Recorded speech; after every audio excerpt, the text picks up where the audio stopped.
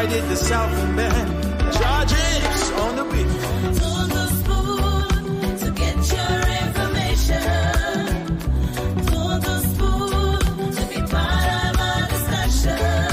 Spoon, spoon, spoon television. Spoon, spoon, spoon radio station. Spoon gonna tell you what is happening in Liberia. Spoon gonna tell you what is happening in Monrovia. Spoon gonna tell you what is happening in Africa. Just to spoon you will know. If the children crying for starvation, just to spoon.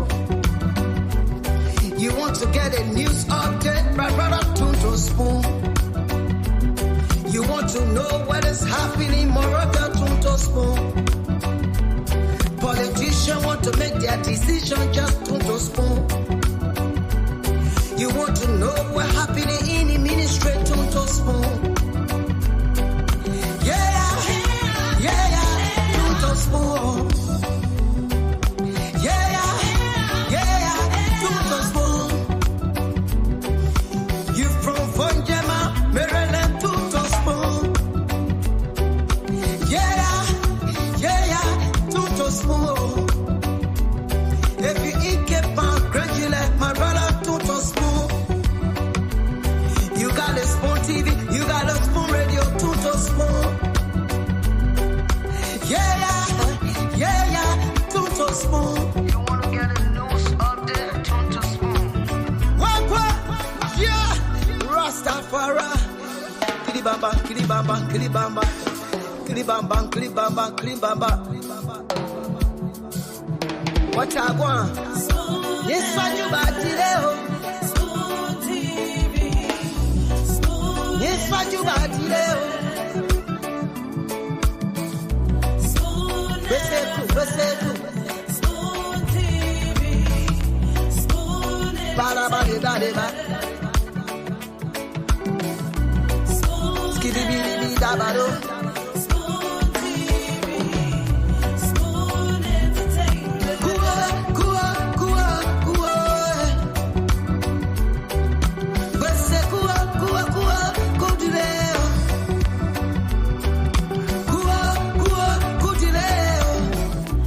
On the spoon to get your information. On the spoon to be part of our discussion. Spoon, spoon television. Spoon, spoon radio station. Spoon television.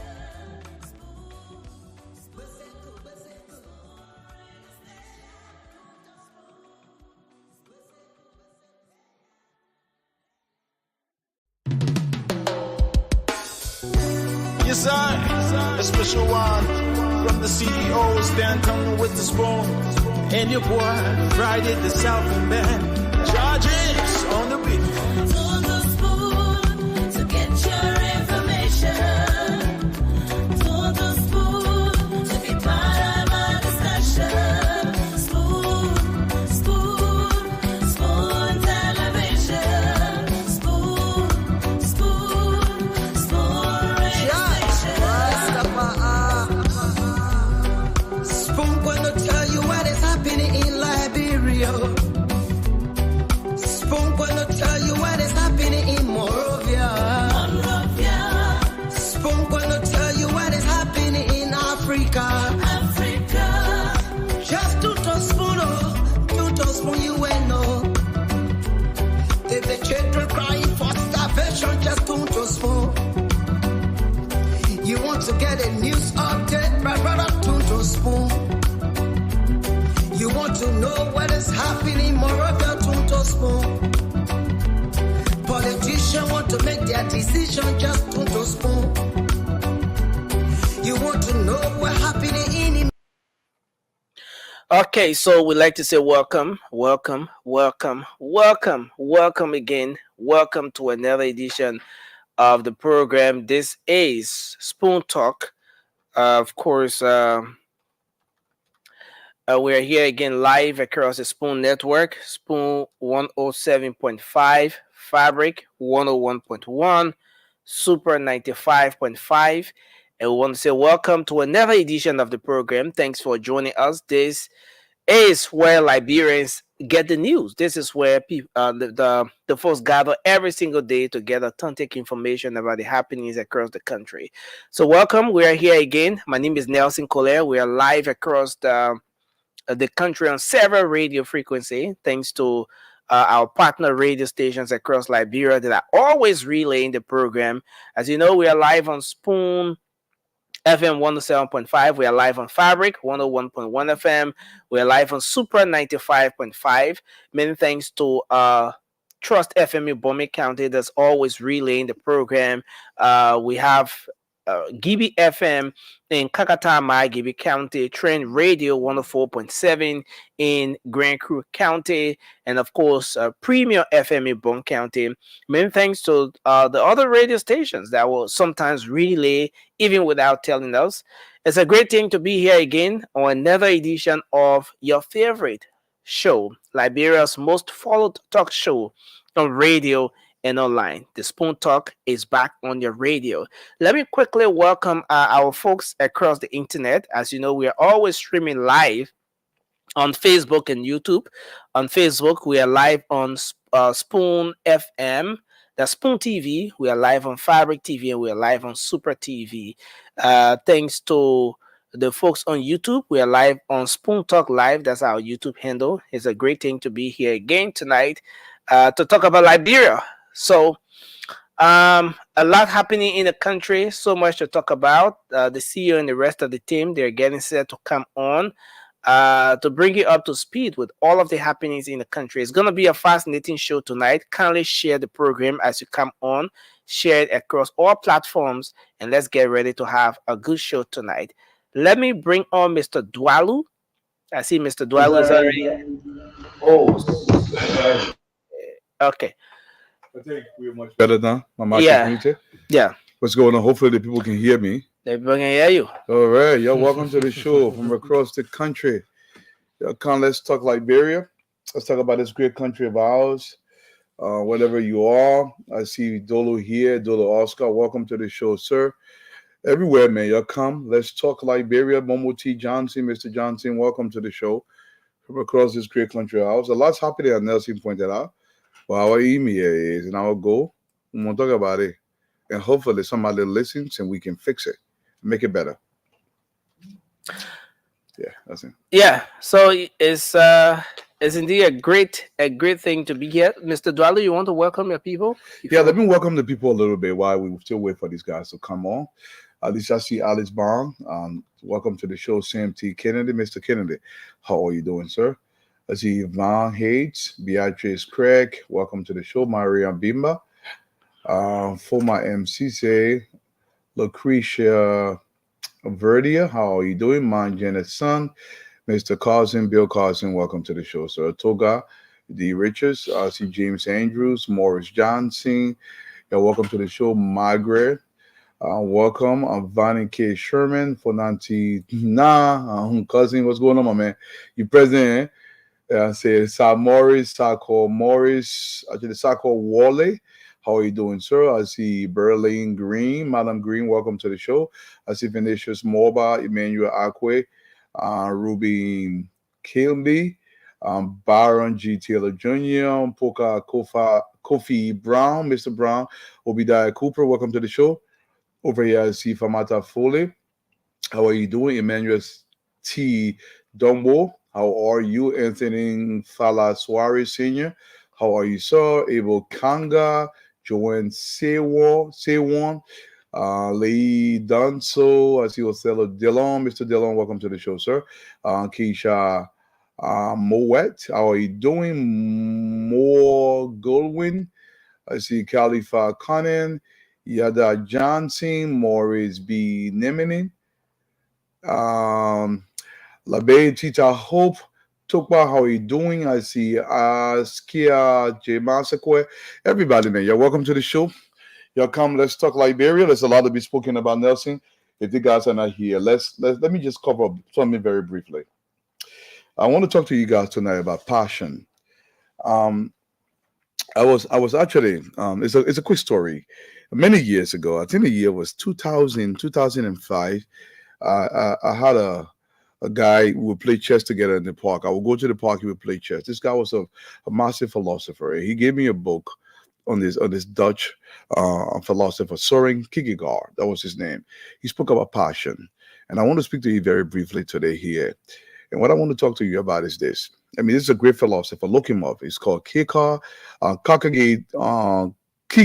That's his full name. But he talks about passion. A lot of times in this country, especially, we take on the role and we bring no passion to that role. And what he believes is he believes when a man or a woman does not apply the issue of passion to whatever he or she does, they cannot attain the aim of what they're intending to do. Passion must be a crucial ingredient if you're trying to achieve something. A lot of time, I want you to look to people that are occupying the governmental space. And I will always speak to my naysayer. People who say that, well, Mr. Eduardo, we doubt anything you're saying because we've seen this before. It's a fair argument. I want to give you that because the history of our country says you're right. People say the right thing, and when they're given an opportunity to destroy this. But I will continue to say my piece. Just because Mr. X failed at something doesn't mean Mr. Y is going to fail. We always have to have hope for what we want this country to be. It's not going to be something that is done so easily. It's not something that we give you on a silver platter. It's something we all have to fight for. And we have to continue to insist and fight and fight it. Now, the question here tonight, as Kierkegaard pointed out, Soren Kierkegaard, if you don't bring passion, what is the passion that people that are coming to the governmental space, what passion are they coming with? Are they coming to the governmental space with a passion for solution, with a passion for ingenuity, with a passion to re-engineer the things that are not working so we can make it better, with a passion to provide results for the people of Grand Bassa County? Are we coming with that passion to the governmental space? And people say, how do you define passion? I define passion in this way, as you will hear the Mozart of the world, where he spent 10, 15 hours a day perfecting his skills. I'll define passion in a way, if my brother Fadiga want to be the best security personnel, he commits his time, he reads extensively to understand the issue of security as it relates to every sphere of security. He commits nothing less than 10 hours a day to finding ways to perfect the skills that he intending to deliver to his people. I want you to understand something about public service.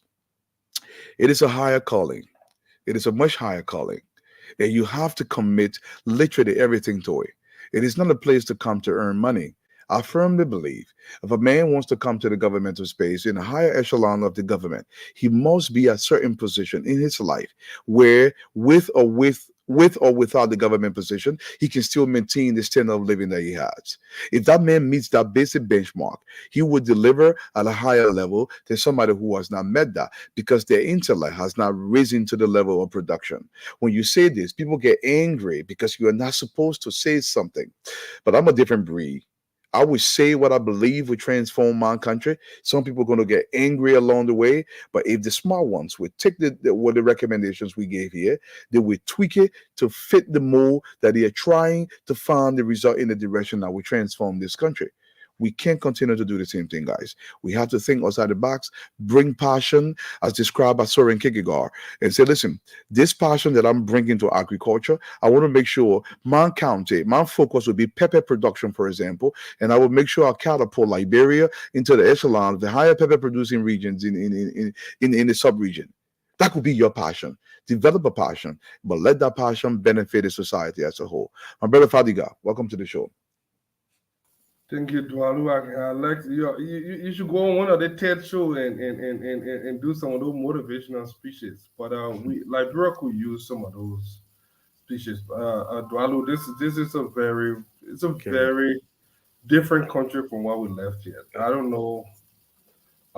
Nothing is driven by passion here. Everything in this country is money. Dollar is worship. Yeah, I don't know why we have churches and mosques in this country. When the real worship, things we worship in this country is dollar and wealth. Yeah. People lie, they cheat with straight face. People are insincere. The benchmark for success is so low. So why would anybody want to invest in anything when you do not have to do anything? Look, growing up, when you go play Marvel, you play Blade, you go play with your friends, they beat you. You a big grown-up ball, this and that, you know. But nowadays, things have changed. You don't have to do much. You just have to allow the right political institution, make the loudest noise, you know, get some money. I don't know. So it would take years for us to get to that point. We can keep talking, we can keep doing our little thing in our little corner, but it's a different country. And when I look at my country and what it have turned into over the years, sometimes you don't know whether you should jump or scream or do both at the same time. It's painful. It's painful that people hide things, people sweep things under the rug, people bury things. Friends don't tell friends the truth.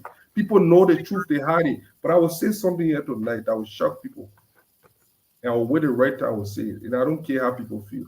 I will say one thing tonight. That's the platform you're on. That will be the only thing that will come from my mouth tonight. Thank you. Stanton, welcome to the show, man. And before I give it to Stanton, I want to say this, though. And Fadiga, you were 100% right. The standard in this country has become nothing but mediocrity. When you ask for excellence, they say the man, I can he know more. But I want to say this to you guys, though. If the benchmark is not excellence, we're not going to produce the results that transform this country. We have to set a higher benchmark for people that come to this space to provide results for our people. Mediocrity is not going to get us there. But that the man want out there, he know. Listen, knowing more produces results. Reading more produces results. Look, listen, this is not, you can't cut short corners towards development. You got to burn the midnight candle. You have to pursue excellence and diligence and prudence and duty and honor. They are a requirement for the provision of results that transform any society. When you say, look, I don't know why we get so infatuated with the man speaking Siri. The man, if I spend 30 years in Ghana, I will sound somewhat like a Ghanaian. You don't have to believe me. I don't know why the infatuation, and the thing is, I'm a different breed. You are not going to shame me into being quiet because I'm going to outsmart you every single time. And I will bring what I believe the fire this country needs so we can take the shame from our faces as Liberians. Look at your country. A freaking dumb. Nobody want to talk about it. But me, Ensu, Opa, Zena, Bolakai, Dualu, Toke. Sento, welcome to the show, bro. You guys are firing those. Firing so early, by the way. Listen, Fadiga, how you doing, man? I know you're going through a lot mentally, and I pray that God can control your mental stability. You want me to cause you back on the show, but I will not cause you already finished causing in the back. So we are exhausted all the causing in the back, so we carry away. I was just smart tonight. Dualu, how you doing, man? Oh man, I miss you. I need time on Saturday, but it's been a center. Some positive things happening, but we keeping our fingers crossed, my man. Sis Lewis, I salute you. I mean, the ministers and all these guys, man, you guys open the door for Dualu like crazy, and it's been a great thing. We want to make our people smile, and for me, I would die trying. In the words of 50 Cent. Thank you very much. Thank you. That's what we hear. But guys, listen, we're gonna have a wonderful show tonight. Yeah. Nelson, I hope you can cut all those videos. We got some topics. We're gonna take some calls. It's 821 in Liberia. We're gonna welcome our guys and take some calls. But before we go to the phone line, these are our topics for today. And I shared this in the chat room. The only person that disagree with the topic, I call it Stephen Johnson disagree. I don't know why he disagreed. You know, I really don't know why. He's not a panelist like before. And the other person want to come on the show, Daniel Sando. I don't know. He's a deputy minister. He always do the make out something. Why he want to come on Spoon? You know. But we'll be talking about the LDEA, the Liberia Drugs Enforcement Agency, Dualu, under the command of Abi Kromah. We'll be discussing the LDEA. It's very important because reports coming in, there is no leaders right now. LDEA is controlled by the Liberia National Police right now. everybody was removed. Everyone was sent home. So I don't know. I'm just saying that we're discussing. We discussed the former president, George Bakugbe, Bishop George Manawia, the former president, Reverend Emmanuel Nimlin. He was arrested last night. Today, he was transferred to the Liberia National Police. We're going to discuss that. What was going on with Emmanuel Nimlin? George Manawia, Reverend, his spiritual advisor, the man that prayed for George Manawia. They arrested him today, and they sent him over to the Liberia National Police headquarters. So he was transferred. We got all the information. We also want to say in our discussion today, we'll talk a little bit about those that know Charles Sirleaf. May his soul rest in peace. The son of former President Madame Sirleaf. He passed this morning. We'll speak about the president's trip to South Korea. I made a mistake. I said North Korea, but they say the president didn't go see Kim Jong-un. So I said, okay, that's my mistake. I know you went South Korea. You want to see Yo, not Kim Jong-un. But I hope the president can go over to visit Kim Jong-un. That would be better. And lastly, we'll be talking about the AFS soldier death. A lot of conflicting information coming up. How can a man shoot himself 6 times? Okay. I want to say every one of you guys welcome now. Yes, the deal, folks. I don't know why Stephen Johnson disagreed with this, our topic for tonight. Maybe he and Mo Ali get something in the closet they're hiding that they don't want us to discuss this topic. I tell you what they have. They only want us to talk about the job. I never see these guys then when they take break, they come in our chat room and give Uncle Sam hard time. Stephen Johnson and Mo Ali. They hiding something. All right? Because Uncle Sam said Mo Ali that water boy and Stephen Johnson that flight attendant, so they mad. That's why Uncle Sam said. But we got to that. I want us to go to the phone line. I want us to take some calls. Let's hear from the Liberian people. A beautiful Monday. God bless you. Today is the 3rd of June. Wherever you find yourself, be blessed. But do us a favor. All the men are here today because Dr. Richardson is working. You know that summertime, 3 days, mistakenly, she got to work 3 days of the week. All right? And Glennie went out to a party on the weekend. She hosts like hell. She can't even talk. You had Andrew Mama stay sick. She went to the Barbados. What the country name? Barbados, right? She went there and she got sick. She nearly died. And thank God she recovered. And for whatsoever reason, Fatima is not here. So I want to say the men are in control today. Oh, Jackie. What reason Fatima not here? Huh? What reason is working? I've spoken to Fatima today. She's working. She's working late. So the men are here controlling things, and the men will be able to run this thing today. You guys that are watching, do us a favor. Please share on your Facebook. Please. Stephen Johnson, post Spoon Talk on your Facebook. All right? Please share on your Facebook. Every one of you share the show. Let's just go on our cell phone and share this. We got to talk DEA. We got to talk about George Manawia Reverend. We have to talk about everything that is happening in the country. So it would be important for you today, right now, take your cell phone. If you're watching us on YouTube, share it on YouTube. Facebook, share it. Just share everything. Let's do this. If you're on the radio, you listen to us, turn the volume up loud. Let your neighbor have the chance to listen too. I want you to hear Duaru crying. He cried a lot. He want a better Liberia. I want you to hear him. I want you to hear Fadika coming to defend his brother today on Spoon Talk because they were fighting and somebody took out the gun, they disarmed somebody, tear gas. I want you to hear Isaac Doe. He will be traveling this weekend to Europe to see his brother. From there, he will come to America and he come to talk about George Manawia and all the bad things in this government. I want you to hear Isaac Doe. I want you to hear Uncle Sam Johnson, who is on his way back to Liberia. After 3 months away from the country, since George Manawia lost the election, he came to have some mental relief. And I think he's going back. The president spoke to him today or yesterday, over the weekend. This morning. George Manawia spoke to Uncle Sam and said, thank you for doing good. You're helping me on Spoon Talk, and I appreciate you. He didn't say what I wanted. Oh my ear, papi. Let me say now. I want you to hear from Uncle Sam. So let's go to the phone line. Thank you for sharing. I see that the numbers going up. Please share the show. Get on your Facebook mobile. Sekou, Jet Barway, Nurse Faith, Semi Innocent. Everybody, go on your Facebook. If you call, tell me that you share the show. Let's open the phone line. Yes, sir. Yes, sir. You open the phone line. I got one question for you. Yes, sir. Do you feed off of the chaos that you always inciting? From which end? From which end?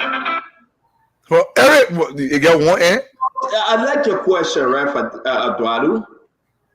The days of Kwame Nkrumah, the days of all those reporters, Badio, that would sit down in front of TV, or Facebook wasn't around that time, and just talk by themselves and read from teleprompter and then go back home. Those days are over.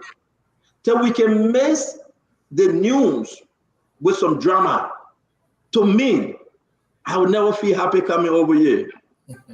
I want us to mix it. The people need some entertainment. I got you. And that's what makes Spoon unique. Yeah. And you asked a good question. The people will not come on Spoon if there's no entertainment. Yeah. We should get into a mini G's, talk something. And guess who coming tomorrow? You know who coming tomorrow? I want everybody to show up tomorrow. Who can guess who coming on Spoon tomorrow? He going to bring down the house. Mandela Cooper husband going to be on Spoon tomorrow. Kebby. He will be our guest tomorrow. Who is it? Alion Kebby. That's his name. The ambassador at large for LFA of Youth and Sport. Yeah, thank you. He will be on Spoon tomorrow. People say Kev Hassan. No, Kev Hassan coming on Sunday. That's what I heard. But I will announce to you that Kebby is coming to address this whole issue that another lady by the name of Seba, that her name I believe was Sajay, said that she's another wife to Kebby. So I spoke to him this morning. I said, I'm inviting you. He said, I will be there. He will be on Spoon tomorrow. He will come and explain everything. Because Uncle Sam and I said, they're running with the narrative that the man get 2-3 different women. Not to be frank. And that's how the people know Spoon. We don't go in the market or buy Momoe or Bonnie. We go for the Anaconda. We go for the shot. He will be on Spoon. He will come and tell it all. He will talk about the national team. He will talk about how much he has spent helping the young men and women. I mean, he's coming on Spoon tomorrow. Today we supposed to have Senator Yan Twine from Nimba County, but we asked him after the retreat he would join us to come ready and speak about the national issue. Let's take some calls, please. Maybe 10 or 15. Let's take some calls, folks. Okay, 0555-101075 is the number to call. We have the WhatsApp number up as well. So we take our first call. Hello, you're live. Your name and where you calling from? Yes, good evening. I'm Kegla Esopar calling from the here community. Yeah, please go ahead. Let's hear you quickly. What's on your mind? Yes, I must admit I am a supporter of this government, but there are things that we rejected then, and then these things are continuing. Like the issue of those who travel on the president delegate, how many persons travel with the president, and then I listened to the lady there, Kula Fofana, and then she did not give specific number. Okay. And if we criticize them, and we're doing the same thing, why are we doing the same thing criticize today? So that's my own disappointment. Thank They you. need to do the right thing. Thank you ever so much. Let's take this person. Hello, you are live. Your name and where you calling from?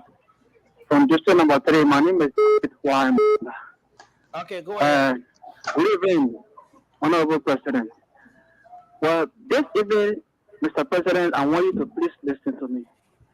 There are some government officials that are occupying 2 positions. Please tell them to relinquish one and focus on one, because we want proper things to be done in this country. That's number 2. Please, anybody you see, it is none of a friendship, And about family thing, if anybody being involved into dubious act, please get rid of the person and send them for prosecution. Thank you, Mr. President. God bless you. You must succeed in Jesus' name. Thank you very much. Let's take another person. Hello. Hello. Good evening. Yes, sir. My Go name is- ahead. You're live. my name- Let's hear you. My name is Ratu. So, Rama, go ahead. it's an amazing thing to from a sport myself to call on our president Joseph to get a country serious. No, your line is not good, sir. We will have to hold you there and take another person. Hello. Hello. Yes, you're live. Your name and where you calling from? Yeah, nothing. This is Daniel P. Okay, go ahead. Let's hear you. Yeah, nothing. My concern this evening is about the code of conduct. Mm-hmm. Yeah, this code of conduct, I don't know why we created this code of conduct.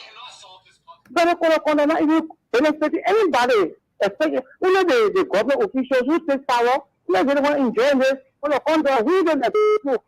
Why is the benefit for us? Because when they reach into power, they plan to say they are going to declare publish. Okay. So what are they doing? Thank you. Even the president will not even tell his leaders, his workers, the ministers to say, go and secure the access. If the president is doing it, then who will do it now?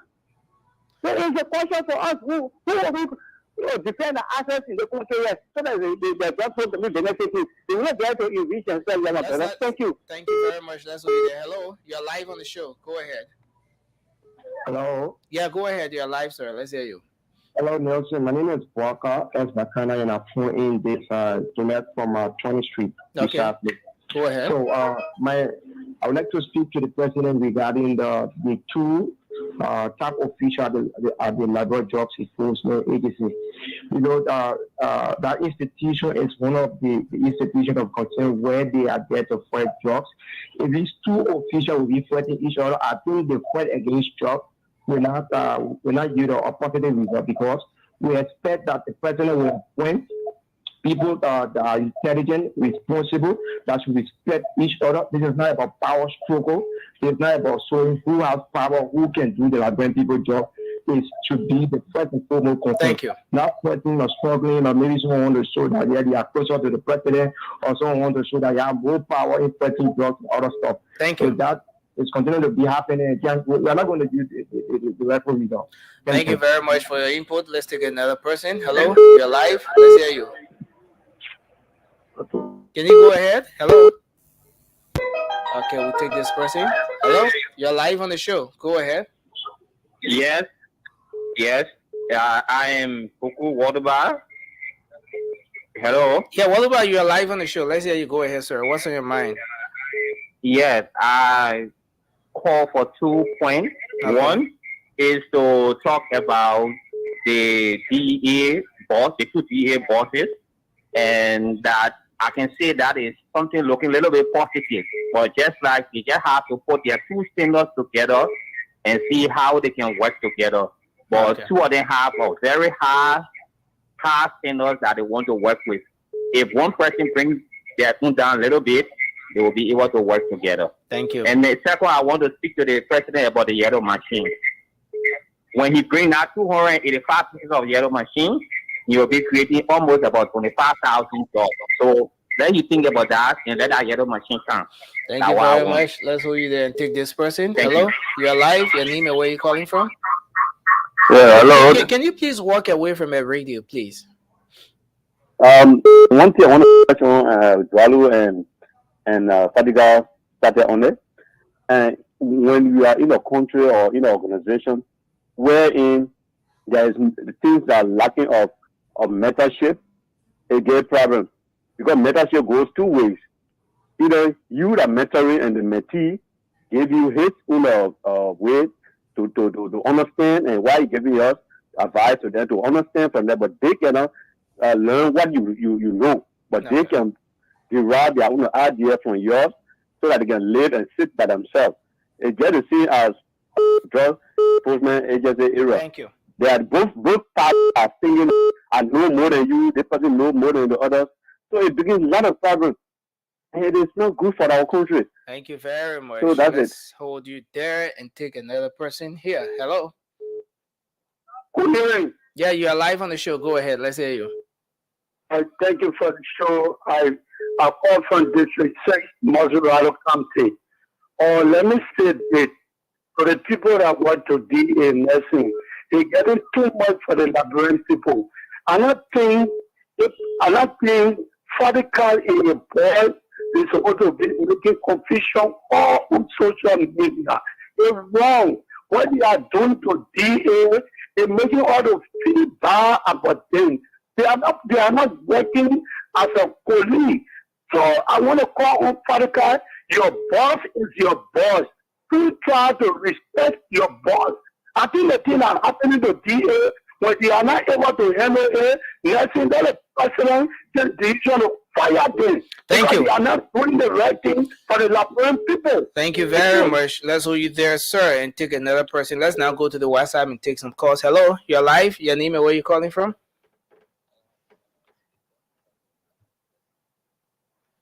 My concern have to do sometimes. My concern have to actually do with the Liberian contractors, right? Too bad we lost that one. Okay, hello. Wow. Okay, so we take this one. Hello.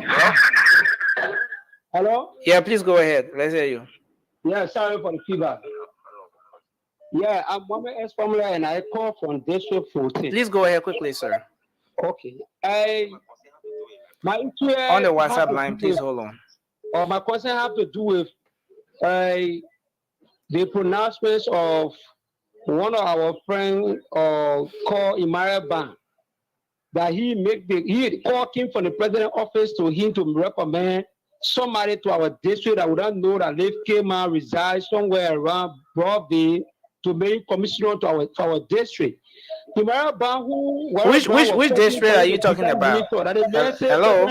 To make recommendation, they tell you that the kind of a commissioner will give you trouble, you bring trouble to us in Araba. Okay, so we thank you. Tell the Military Party, if they cannot use another side, but only the district 40 will get our commissioner here. Thank you. Any attempt that they bring something that we don't want, we will reject to the 4 years. We don't want to tell you what district 40 can do. Thank you very much. People will leave the district. Thank you. Let's take this person from the WhatsApp. Hello. Yeah, I said my name is Victor. I'm calling from Maryland, USA. Yeah, go ahead, Victor. My concern have to do with Liberian contractors. We try to promote Liberian contractors, right? But sincerely speaking, Nelson, Liberian contractors, some of them they are not sincere. I'm a victim of one of the contractors. Maybe it's not directly I'm trying to say, but I'm a victim of one of the contractors. He told me he can do certain work, and I give him my money. Since then, I call that guy. He cannot answer my call. One Benjamin Piku. Okay. He was one of the contractors who was subcontracted to working to the special speaker house that got burned. Since I give my money, I got 1 month. The guy don't answer my call. He don't call me when I tell my work. He don't do nothing. I contact his family. They're not able to deal with him. I know it's the wrong place to say, but I'm only saying it. Okay. Okay. Thank you very much. Thank you very much. Let's hold you there and see if we can take another person on this line. Hello. Hello. You're live. Your name and where you calling from? Hello. Kim. Yeah, my name is Kim.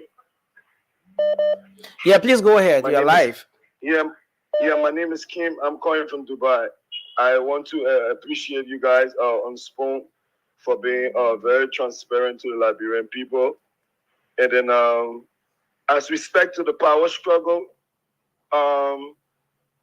like the country you live in, United States, you won't see a DEA boss on the airport for a little or nothing. You won't see a power struggle when there is respect between people. So somebody have to calm down. This is not law rebel time. This is not, war zone. Our kids were in school today when these kind of things were going on, sir. So the DEA boss need to calm down with his ego and know that Liberia is a country of law, not of men. Thank you. And I hope if the president come back to the country, before he coming back, he should suspend these 2 people because we don't want to hear go sign for our kids anymore, sir. Thank you. Thank you very much. Okay, so we take the second to the last person here. Hello. Hello. Please go ahead. You're live. Let's hear you. Hello. Okay, so this person is not on yet. We'll come to this line. Hello. Yeah. Yeah, go ahead quickly. Let's hear you. Mohammed featuring calling from Gompa City. Okay, you're calling from Gompa City, but there's something in your background. Can you lower that volume and then you can call back? Hello? Hello? Yes, hello? Yes, you are live. Please go ahead. Yes, I'm calling from Egypt. Okay, your name? I'm Christiana Tama. Okay, go ahead. Let's hear you. Watching you from Egypt. Go ahead. Yeah, please, we need your help. We are beyond door right now, so we need help from Liberia. Oh, okay. You behind door? Yeah, we are beyond door. They are just arresting, putting people in jail right now. Like yesterday, they arrest most of our friends, 5 girls, they put them in jail right now. So we, the remaining one, we are still beyond door yet. So we need help from you, please. Okay. Okay. It's not easy on all here, please. We really need help. Okay. Okay. Let's stick with that story. Let's stick with that story. Nelson, this is why we are the People's Network. Can you give us a little more on the story? What do you mean beyond doors? Why are they chasing you guys? Why are they arresting you guys? So, why are they arresting you guys? Can you say more about that whole story? When you say you behind door, why are they arresting you guys? According to the people, they said they don't want black in their country. So everywhere when they see you, they will hold you and put you in jail. So right now they arrest most of our friends and I will bring together the boss owner. They arrest 5 of our friends. They take them. So now it's not easy on all here. It's not easy on all here. So we need help from yours.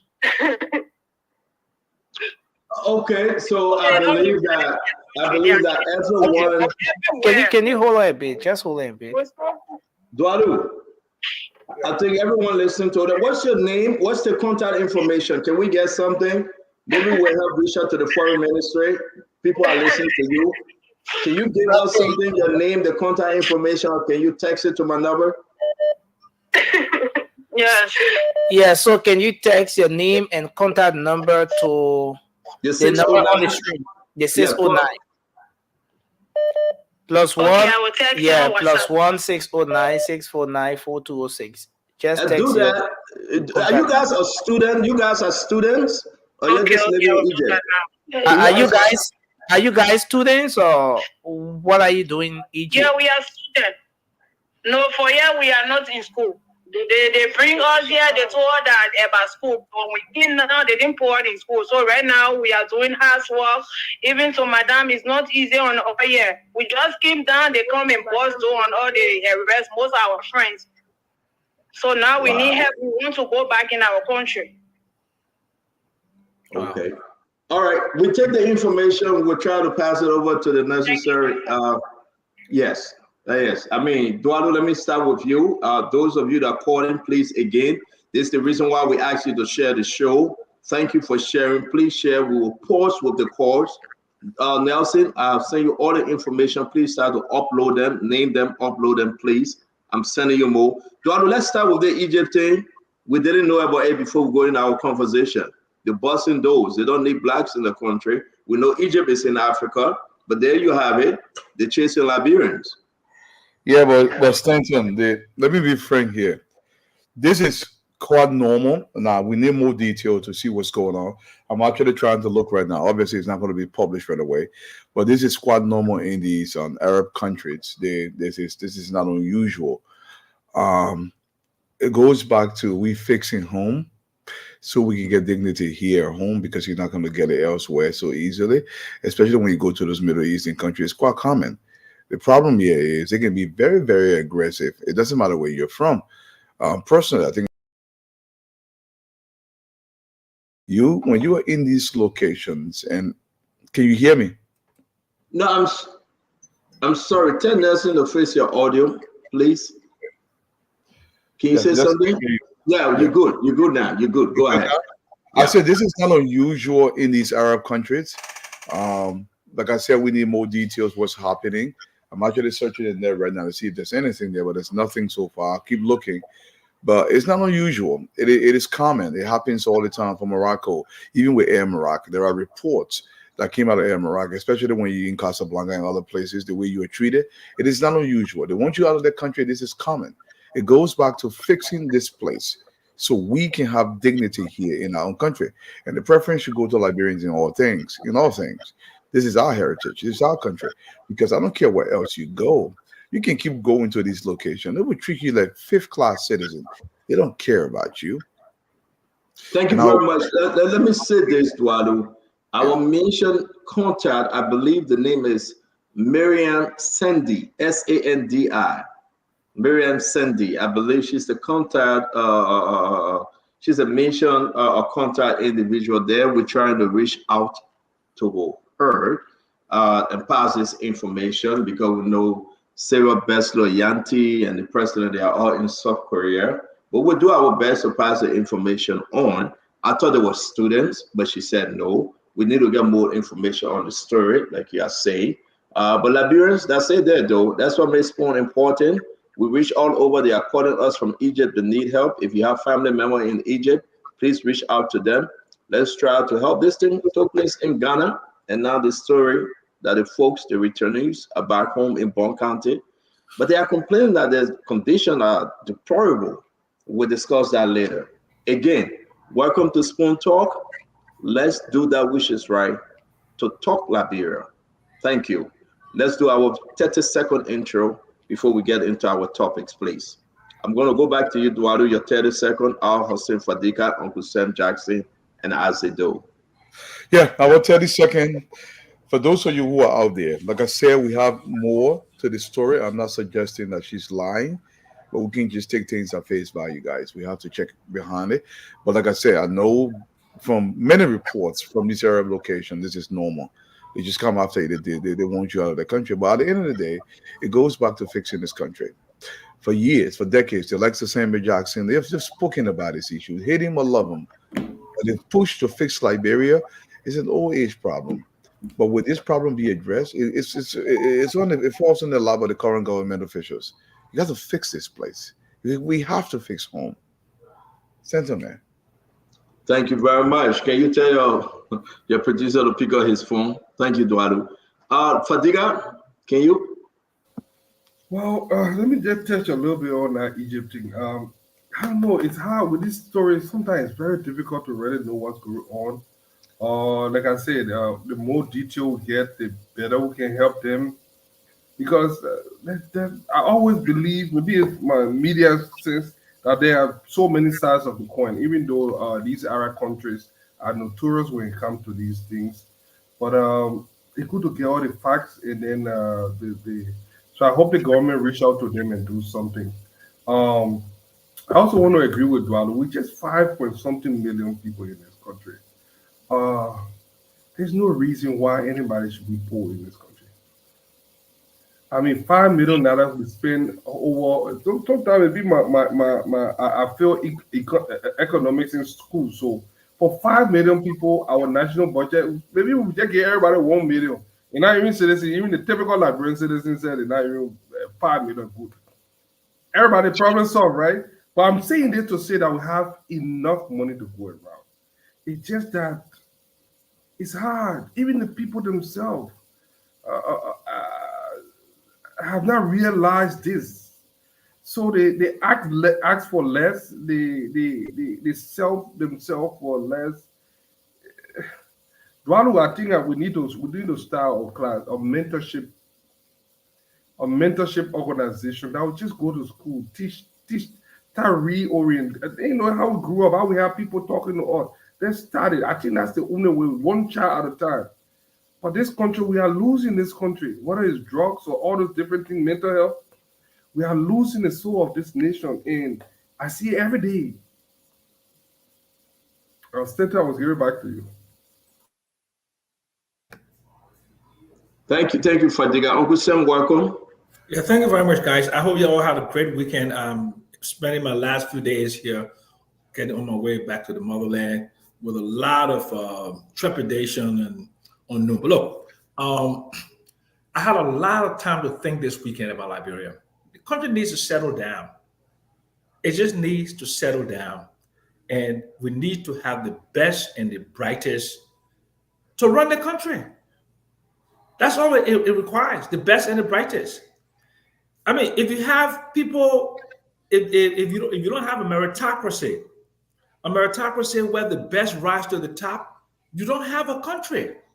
You have a country where people with no real good education, no experience. I mean, they haven't worked anywhere. They never did a competitive interview for a job, and they're running stuff in the country. What do you expect?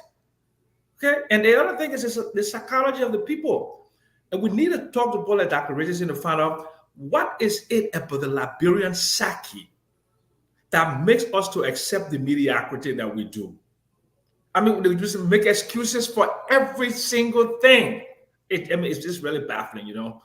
I just hope this generation, after us, like the Fadigas, the Tualus, and others, and extensions, then, you know, you must demand that change. Don't allow those people with authority to determine your future, because they're not doing a good job with your future. They didn't do it with Weah, they didn't do it with Taylor, they didn't do it with Doe, they didn't do it with J.J. Roberts. They're just a bunch of people who continue to hold the country down. You got to take it away from them. That's just my thought.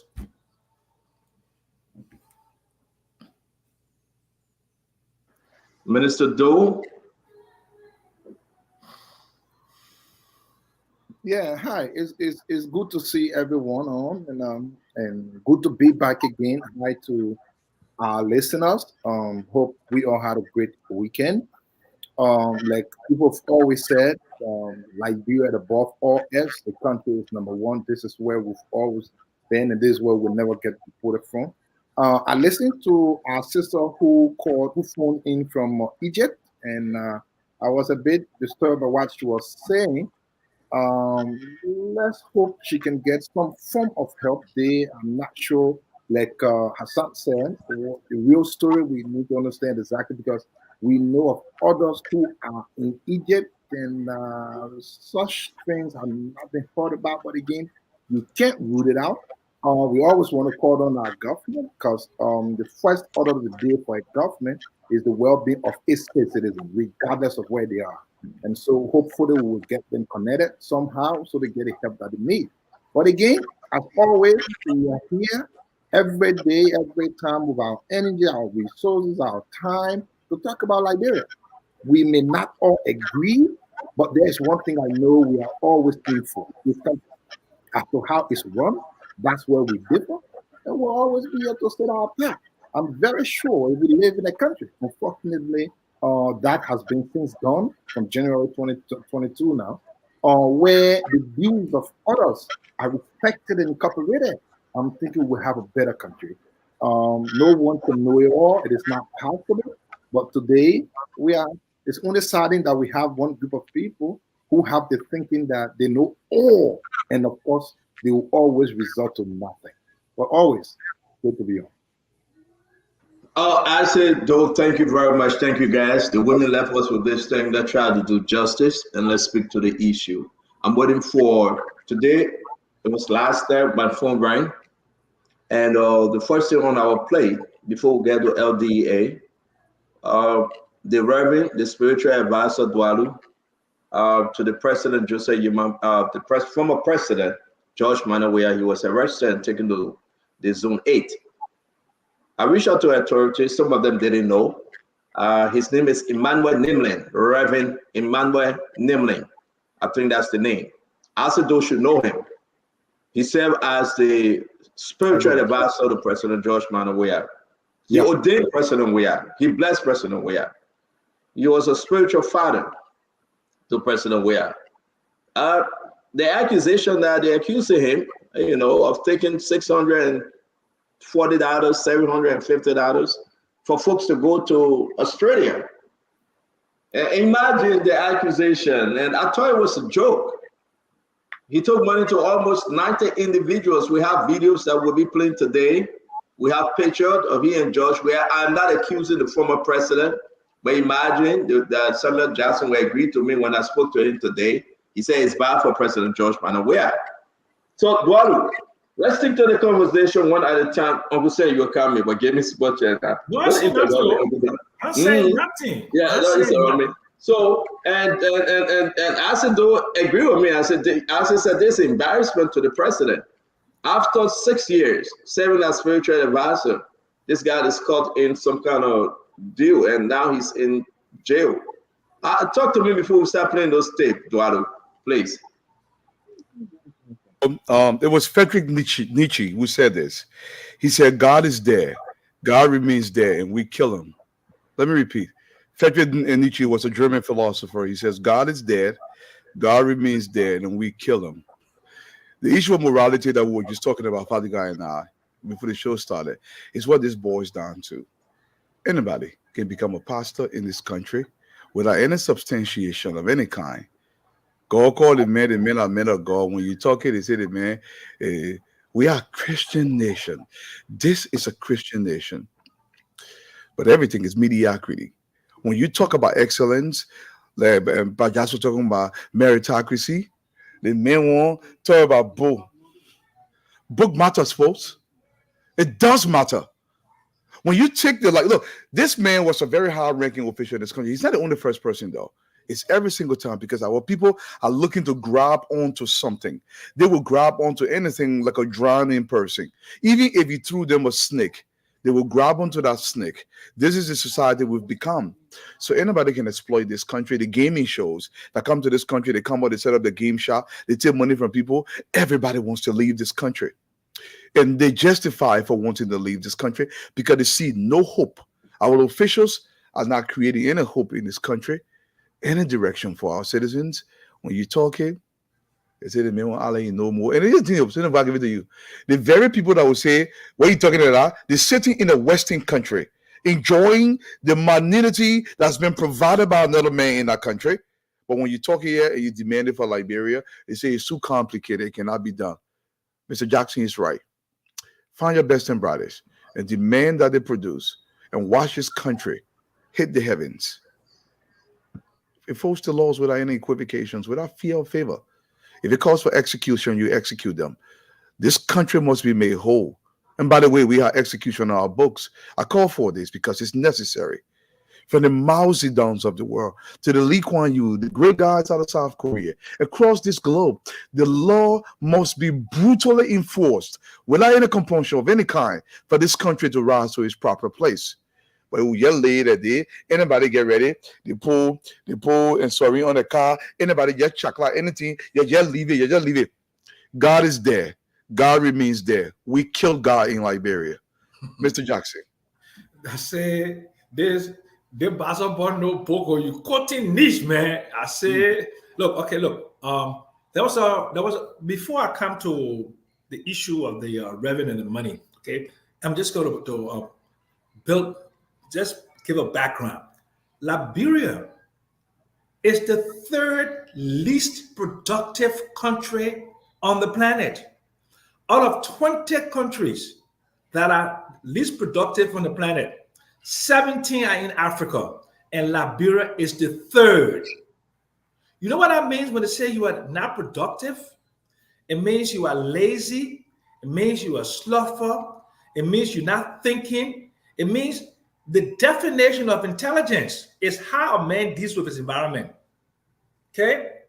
How you deal with environment, the skills you have, the coping skills you have. And if we are the third least productive country on the planet, how do we expect to get foreign direct investments? We are in competition with other countries. President going to Korea, president coming to the States. If a businessman has money to invest and want to open up a factory, he's looking at productivity. He's looking at a skilled labor force. He's looking at electricity. He's looking at roads. He's looking at other things. Those are the things that are building blocks. Now, let's come to the gentleman. These accusations are serious. Very serious accusation. And if they are true, what is this? A manifestation of the manipulation of the mind to the people that everybody wants to get out of Liberia. This is they believe Liberia is a hellhole, but they don't know that other hellholes exist though. Instead of making the hellhole where we live better, we prefer to go to another hellhole and live in our hellhole there instead of fixing our country where people can come to. That's all this is. I remember when I was a young man trying to get to America, if my mother sold everything in the house to get me on that exchange program, and I know other people took money, they borrowed money, they sold things to give it to him. And if these allegations are true, he should be prosecuted to the fullest weight of the law, because the mental state that he put these people in. Imagine, Valo, you are a young man in your 20s and you have no way out of Liberia, and somebody takes your hard-earned money, and now you are back to the Madison where you don't know what to do. So you're going to try to get on a ship to traverse the Mediterranean to go to Europe, or you go to Egypt where the Arabs are very racist. You will do all these things just to get out of Liberia. But that is what the situation is. If the allegations are true and there are enough evidence, you should prosecute him. But I make a prediction. They will compromise it.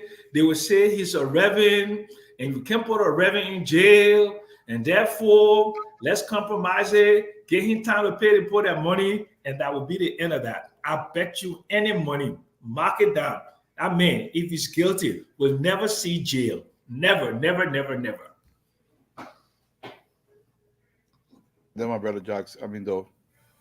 How you there, or you frozen, sir? I'm here. So, okay.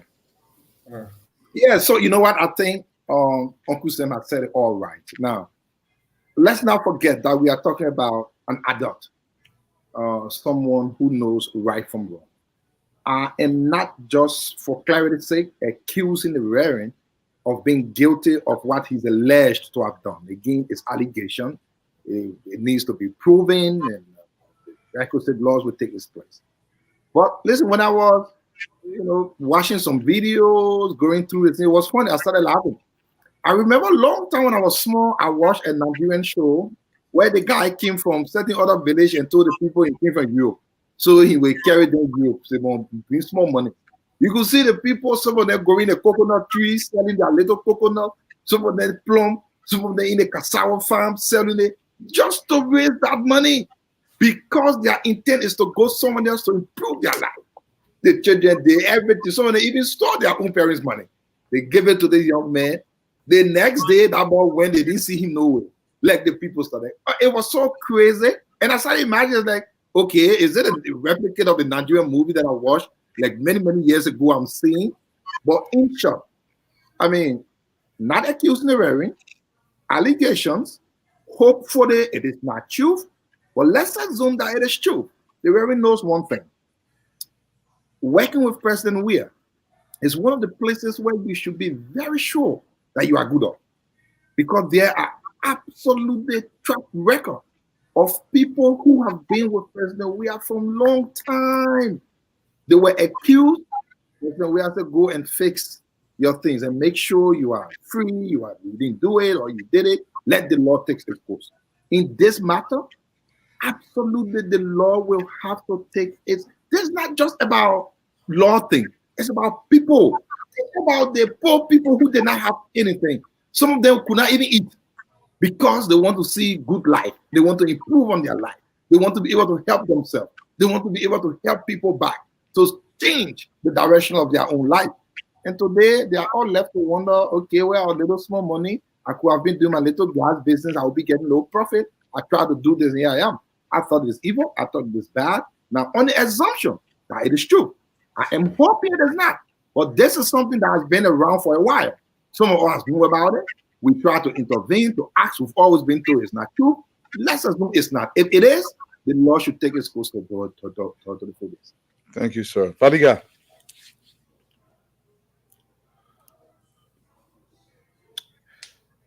You're muted. Oh yeah. Somebody was trying to call me then. I'm sorry, Fadiga. Thank you. I beg you, Fadiga. Are we finished with the revenue issue? Or are we still on it? Fadiga said that. Oh, go ahead, Fadiga. That's why I beg you. I just want to know where we are. Beg me, my man. You're my son. I'm friends. Who's begging me? This Reverend, I mean, the thing how to talk. I won't blame the president. I won't blame the only thing.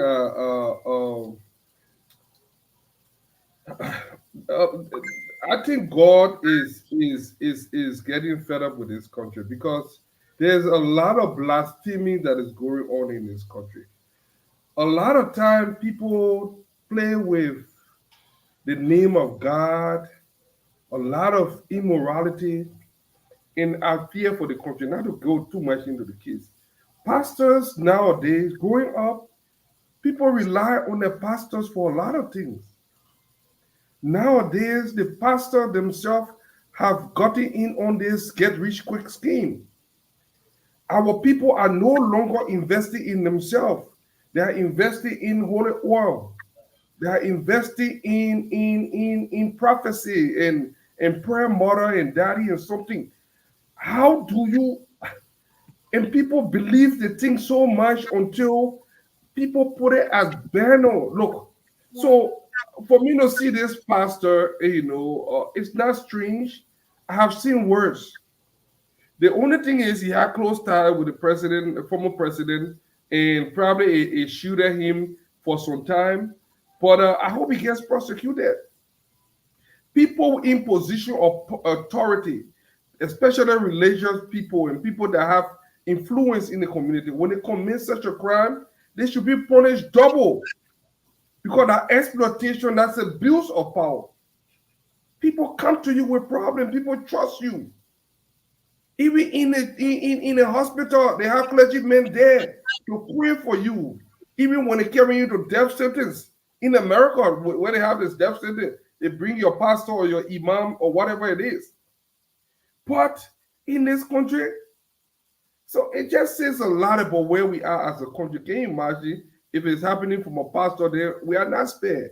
The lawyers are doing it, the pastors are doing it, the doctors are doing it, everybody doing it. And, I'll leave the doctors off for now, but I mean, it just shows that the country is rotten, and I hope that this guy gets his day in court and those people, and stop giving your money to people. Stop being too trusting. It's okay to verify. It's okay to ask questions. Not because you want something. I read a story. I feel bad. Thank you. And this came us in this country. Thank you. So I don't blame I won't blame the former president for this, but this individual, for the ones I will agree with Asido, is an adult. I don't think the president told him to scheme those people. He may have used proximity, which most people do in this country, but I don't think the former president has anything to do with it. Thank you very much. Thank you very much. Thank you. So let's bring you up to speed with this story. It's very important. This guy messed his own church member up, Uncle Sam, the fucking clone church. President Weah Church. Yeah, he from fucking clone. Yeah, I seen him there. I seen the picture of him there. The President Weah man. Listen. He went on the pastor in the church. But you say you must say I'm talking about. How about the story that you got me out here? You must say I'm talking about stuff. Let me do my own. This guy from fucking clone church. Oh no. He one of the ordained bishop. They all put a hand on John Manuel Weah to ordain him. That's why he was disagree with that choosing to be a spiritual leader to the president. So now let's set the story. I want you to watch. I want you to listen, please, everybody. Right now, as we speak, the man is in jail right now. He's in jail. He's being by Labrador National Police. He will be transferred to court tomorrow. He will be. He's being by. We're talking about 70,000.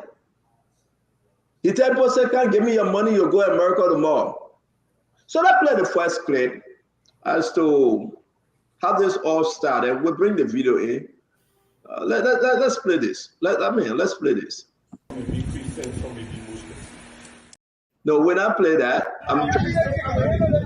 But I want I want to be. Man, echo. See the t-shirt, eh? Man, let me yak it. I want us to play the flag. Nelson, I sang the first batch, Nelson, when they were in the office, in the church office. He saw the registering. Yes, No, Nelson, I'll put it up. I beg you, I'll put it up. Now, Senator, why are you doing that? Let me provide quick clarity. Go ahead, sir.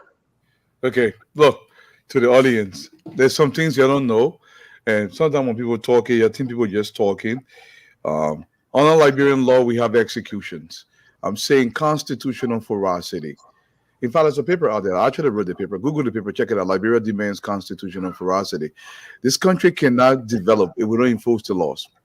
Fear of enforcing the laws, every single country that has developed has to be aggressive when it comes to law enforcement. Look, human beings understand one thing: consequence and punishment. Compensatorily and punitively. They have to pay for what they've done. It doesn't matter who you are. If you're not paying for what you've done, you will do this in the O and O. You know, there's this saying, they say, oh, Liberian follow the law. That is not true. When Asido goes to America, Asido follows the law. When Dwalu goes to America, Dwalu follows the law. As soon as in Liberia, Dwalu don't follow the law, it's because there is no consequence.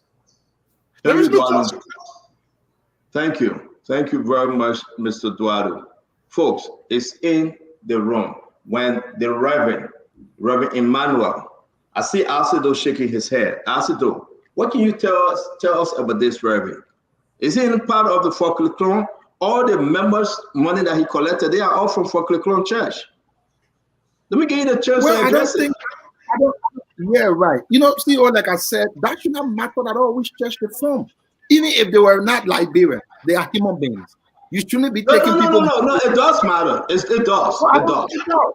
It does. We can ask the Liberian people whether it matters or not. This is the thing.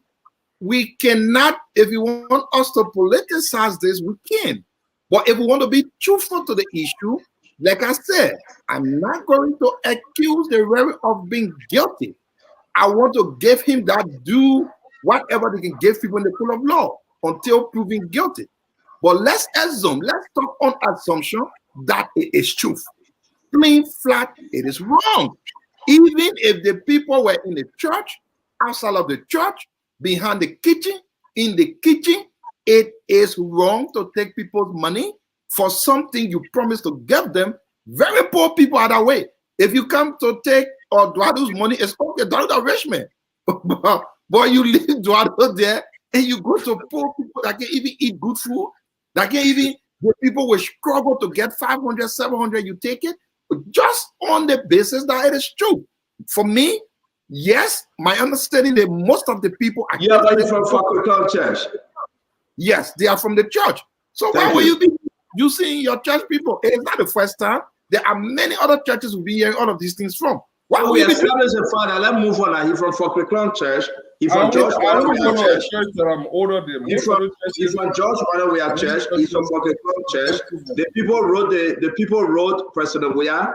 Let's read the letter. That's the letter that was sent to President Weah. Australia Visa Reform Program Group. They put us together. They said, President Weah, we want our money. You brought this guy to us. The guy took our money. Promised people that they will go Australia. President Weah didn't do anything. They wrote him. They wrote President Weah. Dwalu. The president said, you're taking it from me. But the man was President Weah Bishop. So that Asido dance kaka leka way. I mean, they're facing it, folks. They're facing it. Senator. Note of commitment. Yeah. This is the Reverend Dr. M. Emmanuel Nimland. Our Reverend Dr. M. Emmanuel Nimland commit to pay 350 from the 700 as first installment promptly as agreed. It will be paid on December 15, 2023. This is Asido Bishop. This is Michael Clark, the Bishop of the Republic when George Weah was president. He took the people money. He promised to pay. When we broke the story, when Spoon broke the story yesterday, ladies and gentlemen, we went there at the Liberia National Police. This is what the Reverend said. Reverend Nimble is being escorted. You have anything to say to Spoon TV? Okay. You have anything to say to Spoon TV? Whatsoever you put on Spoon TV concerning is false. It's all lies. Okay. Yeah, but I don't know you put one side of the story. That's how running without me. Okay, but the folks say you took money from them for you know you've been listening, but 90%. But do the investigation first before you proceed on that. You know, the information is wrong. 90% are they lying on you or 90%? It's lies. It's all lies. I have a document. It's all false. Okay. Okay. Okay. So, folks, there you. So you hear it for yourself, Duadu. The Reverend entering the Liberia National Police headquarters as a door Reverend, President George Manneh Bishop, and the man still denying. But yes, his signature right here. Nelson, I just seen the other video, put it up real quick when you were collecting the people money. Duadu, how can the Reverend say that's a lie? Senator, let me tell you something. The Reverend has the right, but I want to address something to Stanton. When you have influence, when you have power, the people within your close vicinity, proximity matters. So proximity can sometimes lead to culpability.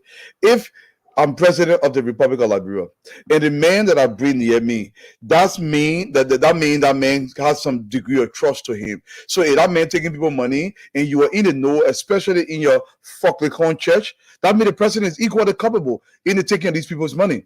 And by the way, guys, will he saying, oh, in America, they don't enforce the law brutally? Let me tell you something. In America, if the police stop you, let me just say what you, if you resist money, they can kill you right there, it's free of charge. They aggressively enforce the law in America, whether you know it or not. Let's stop the thing. Liberia legislator wrote a law that said certain crimes are executable. Your legislature wrote that law. You get beside yourself. We don't enforce the law, the country will not change. Thank you very much. Well, there we go. Fadiga, the man is unclear. He's saying the people lie on me. I take their money. That's it. Ask him again. Over 90 individuals, he said they're all lying. Yeah. This is the man that will be Bishop preaching the George Manneh on Sunday. Yeah. Fadiga. Oh man, my dad used to always say experience is the best teacher, but the tuition is hard. I'm tired of hearing people giving their money to these fake pastors and bishops around here. The people that even go and sit on look, the former president is one pastor that I've never heard say one Bible verse to all entire on the pulpit. Now, one day that guy can even quote one Bible verse, but still people go there to preach. It just shows how this is the head pastor. Fadiga, continue. This is the Museum pastor. This is the man that Joe in Foklikon Church. This is the man that Joe would bend down and the man put oil on his head. This man baptized Samuel 12. This is the most senior pastor ever in the Foklikon Church. This is the Reverend Bishop Dato that owe the people money. Nancy, I seen the video. I beg you, bring it up quick. It's sad, boy. I want us to play the video before we go to George Manneh Sam Jackson, because he spoke to Sam Jackson this morning. Let's play this video. Let's play the video one more time. Reverend Nimble is being escorted. You have anything to say to Spoon TV? Okay. You have anything to say to Spoon TV? Whatsoever you put on Spoon TV concerning is false. It's all lies. Okay. Yeah, but I don't know you put one side of the story. That's how running without me. Okay, but the folks say you took money from them for you know you've been listening, but 90%. But do the investigation first before you proceed on that. You know, the information is wrong. 90% are they lying on you or 90%? It's lies. It's all lies. I have a document. It's all false. Okay. Okay. Okay. So, folks, there you have it. Of course, President George Weah's religious advisor, Reverend Nimble, just told Spoon TV that everything that is being said. So Uncle Sam, talk to George Manneh. Talk to him. He listened to you. Go ahead. He called this morning. Talk to him. First of all, my cousin called me just to say hello to me to find out how we're doing. Okay? No politics inside. The man Uncle Sam, talk to George Manneh. We are here. Bishop, Reverend. Wait now, so let me just make it clear. My cousin loved me and I love my cousin. Forget about politics. Okay, let's talk about but listen to me. What I'm saying oh my God, it's a illustration of a country with serious ethical, moral, and legal problems. Because I can tell you, and then on top of it, they play on the emotions of people that are trying to get out of what they call that hellhole called Liberia. But Liberia is not a hellhole. It only exists in our minds. Liberia is paradise on earth. The psychology of the country, we have not gotten it together, Stanton. That's why we behave the way we behave. That's how we behave the way we behave. Punta Cana doesn't come close to Liberia. Costa Rica doesn't come close to Liberia. Okay, I've been, Dwalo, you must have been all over the world. I've been to Punta Cana. I know what you're talking about. Dominican Republic. Okay, yeah. Japan, Southeast Asia, other places. None of them equal Liberia. Nope. But we just have to put it in our head that we have the best country on the planet, but the best and the brightest to work to fix this country. This man, what he did, if it's proved, he needs to spend substantial amount of time in jail. But guess what, Stanton? That man will not spend any time in jail, even if he's guilty, because the church people, the reverend, the Masonic people, all of them will get together and say, we can't embarrass the president, this or pastor like this. Let's go compromise it. And those people whose money they stole, or he stole, allegedly, those that will be the same people will come to beg for him. That Liberia, that Stanton, that Liberia. Unfortunately, that's the country we come from. No law, no order, nothing. That's what said. Let's play the next video. Listen, guys, we'll cover all of our main conversation tonight. You see Asedo running away because this is embarrassment to Asedo. The man is the current head bishop. After Nimland, that John Manawea. Oh no, John Manawea is the overseer. So after John Manawea, that the bishop. Let's go ahead. Let's play the video. Maybe Christians, some maybe Muslims. So I want to believe all of us here are some are Christians, some are Muslims. Whatever state you're in, we are all under obligation to take note of some things. No matter how annoyed you are when you go to court. You won't break the whole judge down to put that order. In the church, nobody will announce his order, but it's respected. Once the child will go into God's temple, no matter how the temple is, respect God, not man. So I would ask you please, because you're in a sanctuary, let me live moderate, and let's express our anger, but yet with no matter of respect. Let it talk our thoughts and the communication be off. Christian we say we are. This morning I will ask to be here to hold this meeting because Pastor Nimland asked me to talk about it. So I will now ask all of you as we open the word of prayer to turn the floor over to him so that we get the nature of why we do. We're not ready to pray. Please. Yes. First of all, I say thank you. I'm really reason for we to get here because we want to consider ourselves. Yes. But every week we just come outside of the world. I want to ask, is recording connected? Yeah. Or is it as a sister? Let's just put recording.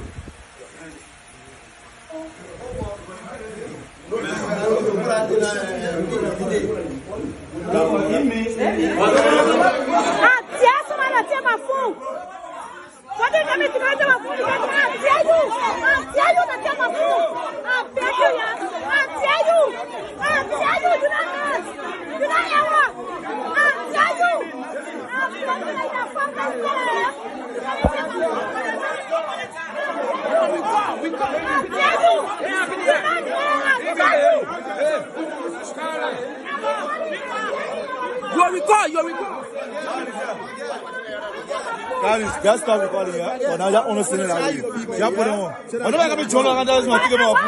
We are saying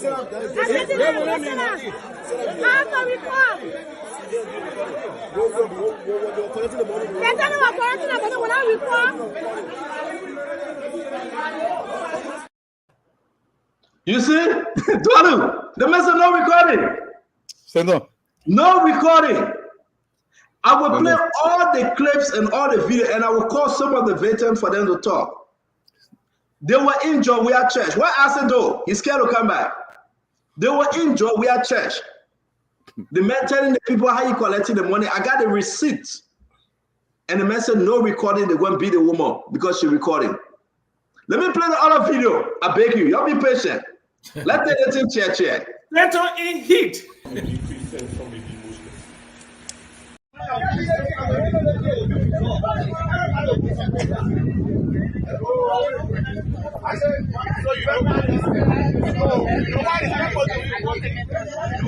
And another meeting.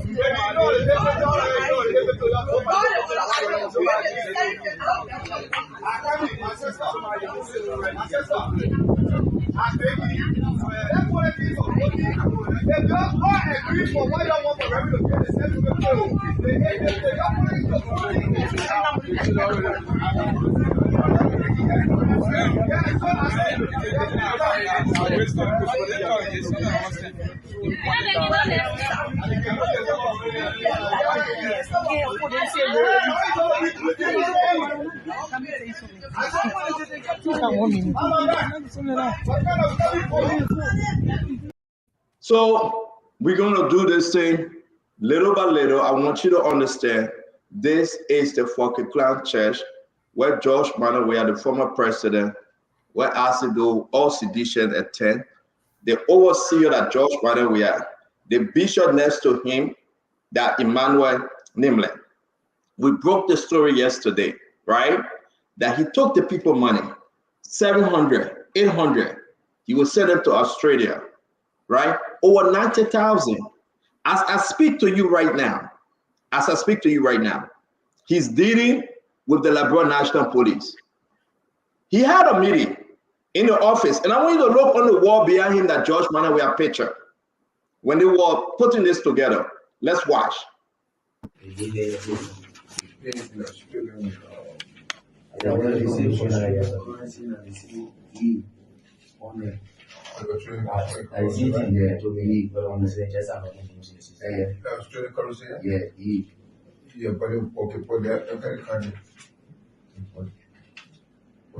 I mean, send me the photo with me. Send me the photo with me. So the equivalent of We feel we are ready. All right, yeah, manager. All right, yeah, manager. Already, you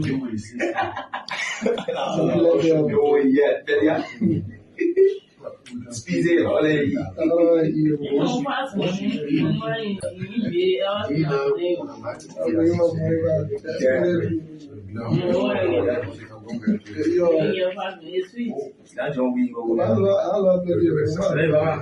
Yes, it's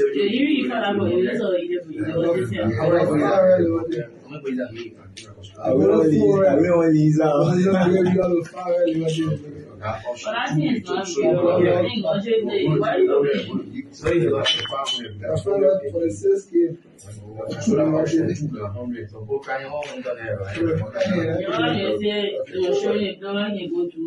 You can go to your sales because I bought him money. Yeah. You want to do it? Yeah, yeah. You have been in the meeting? No. That is last week, like this. Oh. Did they charge you? No. Just for it. So that here, brother, the 4 person that he was with you. Oh. They say you're being there, brother. Oh, okay. There is somebody on that side? Yeah, that's one there. So Oh, okay. That's good. We still in. We really in the idea, but as long as the journey start, we get to know each other. Everybody get some information. You know your WhatsApp, yeah? Sure. Yeah, my WhatsApp.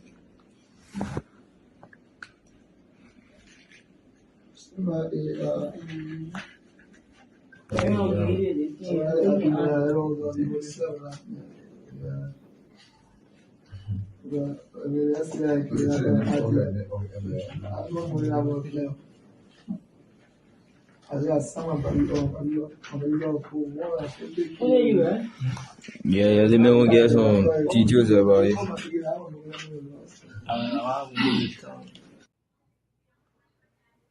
So, folks, let's be serious. This is that job. You see the Operation Fuck a Clown to Australia? That was the name. Operation Fuck a Clown to Australia. I want Liberian people, but if you guys refusing to share the show and call your family member, then we shouldn't have a show. I'm serious. We got so many videos to share with you. Look at the receipt. Look at this receipt. 750 USD visa purpose. Global Cleansing, Peace and Reconciliation Summit. Baptist Seminary Headquarters, ABC Community, Robert Fee Highway, Monrovia, Liberia. Official payment receipt. Official payment receipt. Dualu. Fadiga, the people pay for visa purpose 750 USD though. USD. Joel Sally, 120 USD registration for network. Now, you see the 750 is different from the 120. So if you put it together, that is 70. Is my math right? I think so. It's 70. Ain't stop there. Oh. Ain't stop there. They got maintenance fee. They got overseer job we are cleansing fee. They got tax collector service fee. And this is horrible. People took the hard-earned money. And they said, we're saying to Australia, you heard asking the other picking. You got people, we stay. Because when we get there, we'll talk, we'll figure it out. People hustling. The man that support Jowiya church name. The man said, because Jowiya lost the election, you need to hustle. He support Jowiya church name. I know he support the church name or the church support his name, which is which. Let's do the closing on this thing. I got a lot of documents. I don't want to waste my time no further. I said, do is texting me, begging me that we'll move on.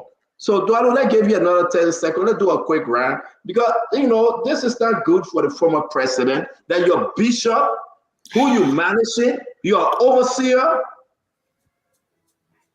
and the man lied to the Liberian people. He attacked the integrity of a network that is so trustworthy by the Liberian people. And he said people lie on him. But how can you say people lie on you, Duado, and you're negotiating with them? People are saying they say something, they will get it, they want to start receiving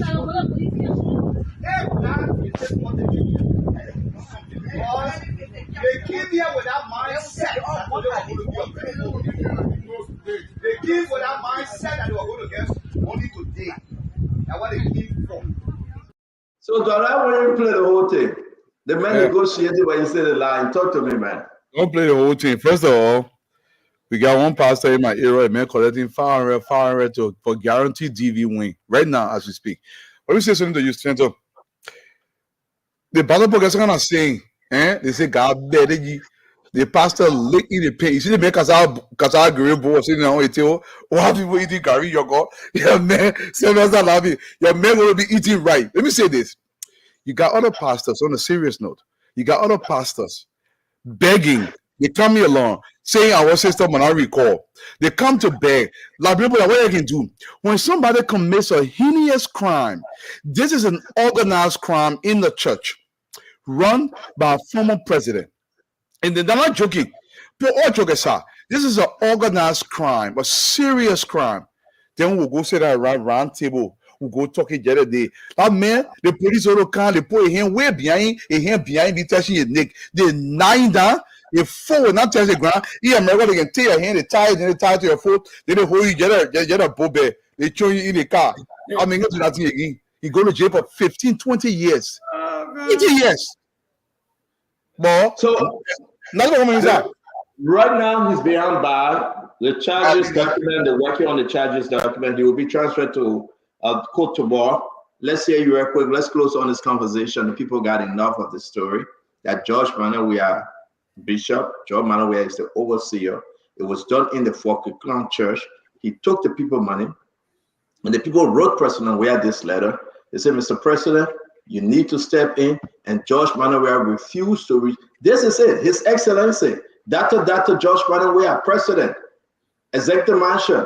When George Manawia was still in power, December 20, 2023, they wrote in this letter.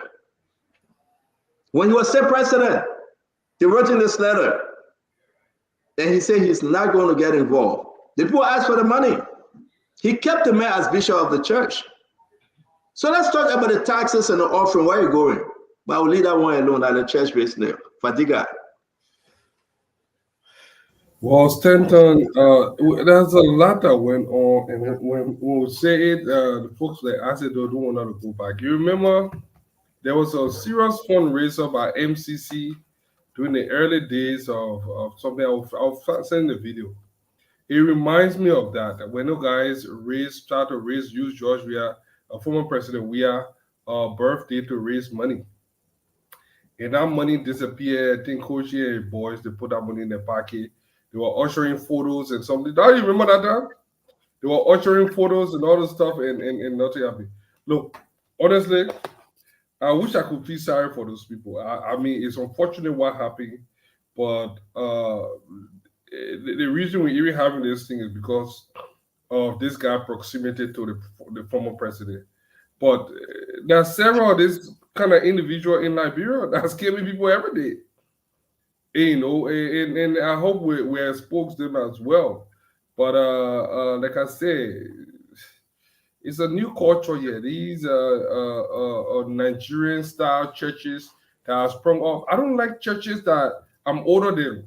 Most of the new churches, I really don't have too much faith in them. I'm a traditional person. I grew up in the AME. I'm an African Methodist.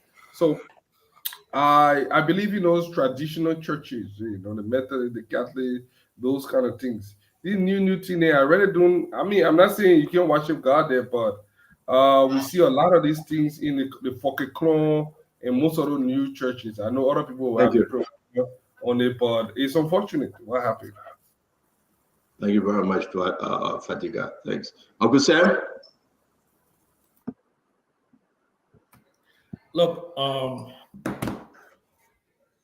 9 times out of 10, this is part of a syndicate, okay? I don't think that pastor himself got in mind to originate the fraud, but somebody put business on him, okay?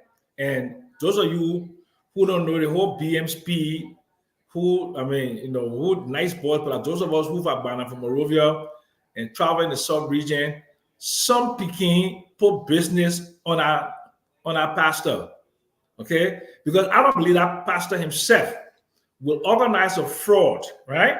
Where he would deliberately go to fool his congregation, but he was relying upon somebody, like Sangana Peking, Sangana that came to him with that speed there, and I bet you most of that money there went to the scrap picking. That pastor didn't get just a few $1,000 because the way he said now, look at like that man. I said now on no real money, okay? That is there. That I'm thinking so, but he cannot be a pastor who has the fiduciary responsibility of his parishioners and allow them to be taking something like that. So he bears full responsibility. And if the allegations they're appearing as credible as they are, I think he should bear the consequences. Thank you. Let's go to Asado, Minister Asado, your church, your bishop, the overseer is George Manawia, your president. The allegation is very strong against him, sir. Well, I know you are trying your very best to play politics out of something that has no link to politics. I'm not sure what the President Weah got to do with it. We're talking about somebody who is almost either more than 50 years old. I'm not sure. I mean, you are trying. I can help you. I can help you. I mean, is that President Weah Church, Fakir Clown? Is Fakir Clown Church? Does he go to that church? Does he attend the church, Fakir Clown? They love me. I said, no, answer the question. You want open conversation? Let's do it. So you can the try. Church Fakir Clown. Is that the church George Manneh Weah attend? The Liberian people know that. I said, no, my brother. It's Fakir Clown Church belongs to President George Manneh Weah, the former president. Our legal system has the thing that says you are innocent until proven guilty. I want to give him that for him to enjoy it. Again, I'm not accusing him. Many things happen. Hopefully, we'll go through the investigation, the proper authority, and the Liberian people will get to know exactly what went on. Like I said earlier on, and thank God Ombudsman has seen through it. Listen, I don't know. Take it off my head. What kind of a person will want to do people from right in their own church or even from right in their own house? I mean, how possible will, I mean, you know that something will not be truth. It will not come to pass. You know that it's not truth, it's lie. It's not going to happen. But you still yet and still, the play you will be all the time, you're going to do it. I mean, something about the story. You know, you got nothing to say, my brother. You got nothing to say. You got nothing to say. Listen, we here on time, all right? You got nothing to say. All right, I'm asking you a direct question. I said, no. At times things happen and you are mixed up into it. But again, if it is true, just if, on the assumption that if it is true, it is a bad thing, let the Lord take its course. But it will be good for us to hear all sides of the story, for the investigation to go on, for us to know the real thing that actually happened. It's okay to want to play politics. I will announce this on the show today. And I appreciate you, my dear friend and brother, Asido, who will be leaving the country this week to go to Europe, visit his brother. From there, he come to the state to his family. I will say this to you. I will say this to you, Minister Doe. President George Manneh Weah former is totally involved with this case. All right, amen. And the Liberian people got to hear it.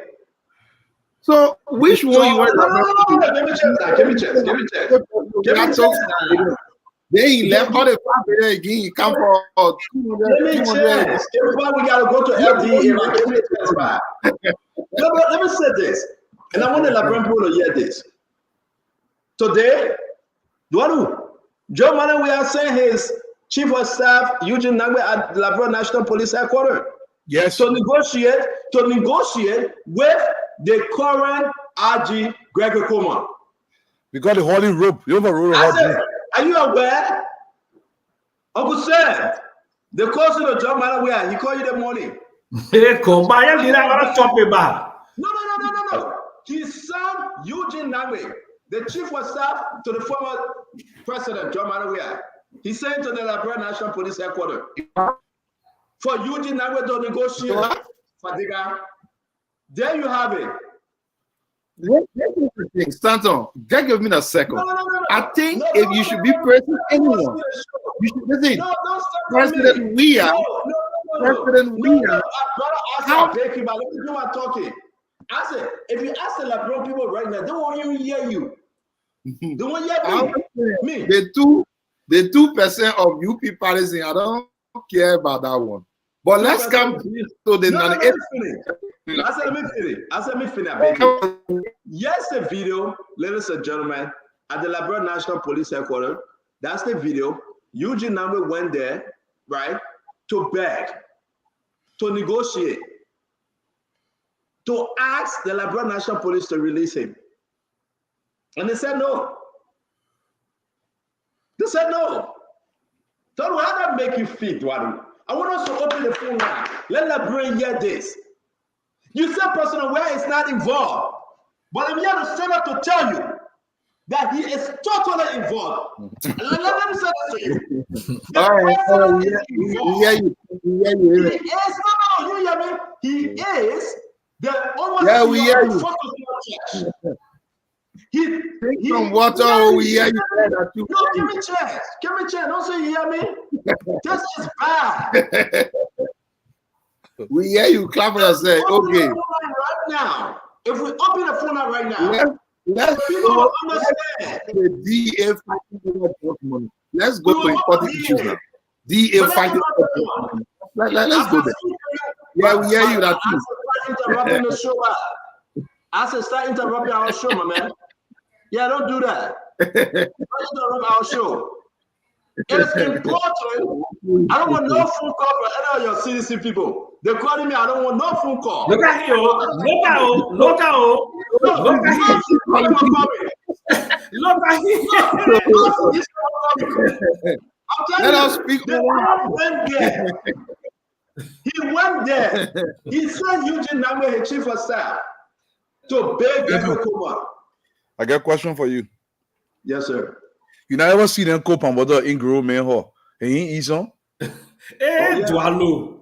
Especially when you put all the ingredients.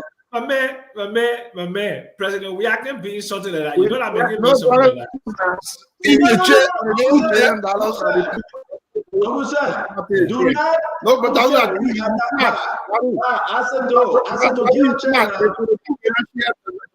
I said, do give a chance. I said, do you spoil our show? Nelson, can you come on? I said, do you spoil our show? Nelson, can you come on? Let us elaborate. We'll take 10 calls.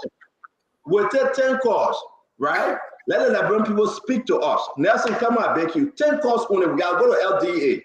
Let the Liberian people speak to us about what this pastor did. Reverend Dr. Emmanuel Nime, George Manuel Bishop. He was just in church with this man. They met. The people wrote a letter to George Manuel. They wrote a letter to George Manuel. Yes, the letter. December 20th, 2023. His Excellency Dr. George Manuel. They begged George Manuel to intervene. He didn't. But today he sent Eugene Nangbe to free the man. Go to the phone line. Let's hear from the Liberian people. Hello, your name and where you calling from? Hey man, sister, you gotta lower your volume. We want people that don't get nothing in the back. Nelson, I beg you, go to the phone line, put the number up. Let's just take only 10 calls real quick. This is the most hottest conversation right now. We'll go to LDA. Please, I beg you. Ladies and gentlemen, stick to the point. Your name and where you calling from, please. Yeah, my name is Emmanuel Davis. Emmanuel, talk to us. George Manuel, we are in the Fokekron Bishop. So, Labra is one of the countries that people are very funny. If Stanton Waters, who a renowned criminal, can call another man criminal on his show, then I think country should be shit of himself. Okay, but it's okay now. At least you know me to be. But can you tell him to also call himself when he's charged a criminal? Can you tell him that as well? So can you tell him to tell John we have to do the same thing? Thank you for calling. We will always take your call, okay? We will always take your call. We will not let you go. We'll take your call. Hello, your name and where you calling from? How you doing, CEO? I'm super. How you doing? Good, Chief. Look, CEO, there's not a surprise. CEO, that retrospect. What happened? George Manuel, President George Manuel, always leaving his PM friends in the hole. They can all be in the kind of deals, but he's very smart at that game. That look like Mr. Bestman in America. He left Mr. Bestman in the hole. That look like George Soros. When George Soros want to collect money, he sent George Soros to collect money from Robert Serif. And when had to call George Soros was caught, he had to call ESPN. The man, they never knew anything about the deal. Today, the bishop is the victim. Mr. President Weah is aware of everything. But the man said Eugene Nangbe there. He said Eugene Nangbe must go free the man. You send your letter to intervene. You pull the people letter, you pass the letter. Why should you send Mr. Nangbe to go intervene if you are not to put it previously when you complain? Thank you. You understand? Let's take more calls. The calls coming in. Let's take more calls. So let me take the last one real quick, or you want to go quick? You okay. go ahead. Yeah, take 2. I will take another 2. Okay, hello. You're live. Your name and where you calling from? Yeah, hello. I'm Matthew David Johnson. Yeah, please go Police ahead Academy. quickly. Let's hear you. Just go to the point, sir. Yeah, it's so disheartening to hear that the men of God in such behavior actually is not it's not a good one for the church. So and then seeing my senior brother, I said I don't know whether he has a political ambition or he just want to be a political apprentice. I don't know, but to defend those things, they actually set a bad image also for him. Thank you. What is wrong is wrong. Thank you very much. Hello. Your name and where you calling from? Hello. You got it. Let me take this one real quick because we got to take 10. Your name and where you joining us from, my friend? I'm Korea calling from Atlanta, Georgia. Talk to us. We're going to go to LDA, but let's talk about this, Bishop. Yeah, I know that Libyan man very well from Ghana. We all were in Ghana. You know when the program come up, they have people to tutor people to go and sit for the interview. That man used to collect money from people. From Ghana? Yeah, from Ghana. 3, 4 Wow. people to tutor them for the program. And other family will gather on their side. He won't be there. I know him very well from Ghana. Ask anybody that know him from Ghana, they will tell you. So it's Wow. something that is part of him. Thank you. Happy. Let's run to the next caller real quick because Nelson waiting for me. Your name and where you joining us from? To a George, I think that's your name. You're trying to call, but whenever I answer, you go up. To a George, call back. Go ahead, Nelson. Take a few more calls. So we take this person. Hello. You're live. Your name and where you calling from? Hello. Hello. Please go ahead. You're live. Thank you, Dave. Let's hear you quickly, Paco. Thank you so much to this own family. I get 2 point issue. One go to the DA. Yeah, please go ahead quickly. Okay, Sir. thank you. I bet the DA. I bet on the I bet Not the DA, yeah. We're not to the DA. That's all the thing. We gotta go back. Yeah. So we didn't go to the DA topic yet. Just keep following. Hello. Yes, sir. Good evening. From Yeah, please go ahead. Quickly. again. Speak to the issue quickly. Let's hear Look, you, sir. you don't be surprised, right? As though already admitted that during their time, the people were suffering. James, I want you to please cut that part of where he admitted that the people were suffering and the pastor went to steal from these people. Don't be surprised when you start persecuting this pastor, as though and the sedition coming out of the said a witch hunt. Former President Weah is fully aware of this, and he knew that he got his cut. Like what Alu said, how can you cook a palm butter in a gravel man without him eating some?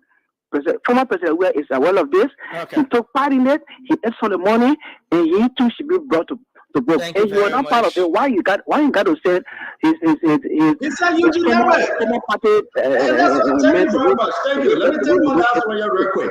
Thank you, my friend. Hello, your name and where you joining us from? My name is David Brown. So, Center, I'm calling from Minnesota. I know that I think that guy used to live in Minnesota before. When George Weah won, that's how he went back. No, we all know George Weah. George Weah was also called about a guy who was handcuffed here in America. We know that George Weah speaks. George Weah is not far from that thing. And the worst thing is, if he doesn't know about it, why would he say Eugene Narek? You know? And that's my point. Listen, let me say this to you, my brother. That's my point, right?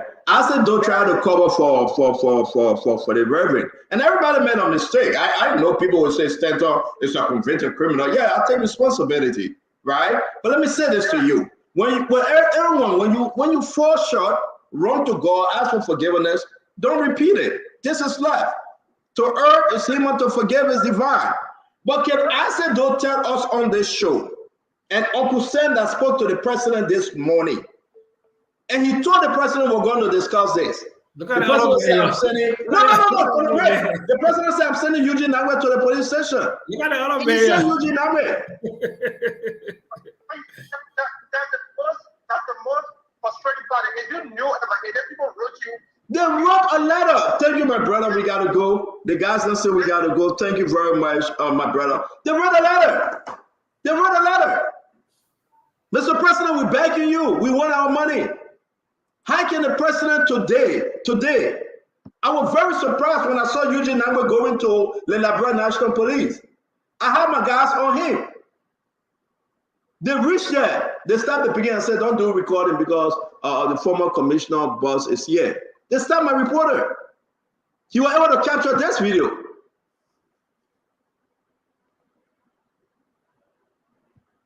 And to be frank, man, it's embarrassment, Colonel Gray, you came late, but let's give me 30 seconds because we got to move on to LDEA. Shoot or kill, Colonel Gray, shoot or kill. I mean, I tell you that some of the policy will need in that country, but shoot or kill. That country will never go straight if you don't put some people somewhere. But I'll let it. They won't cross my path. You guys can go. Let's go ahead with the LDA. Let's go to LDA. Thank you very much for saving us that time.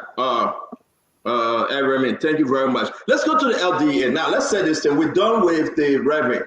Okay, we got all the documents. We will bring the people on the show that will talk their own talk. They will explain the story, right? This is what we're going to do. There is no need. There's no need.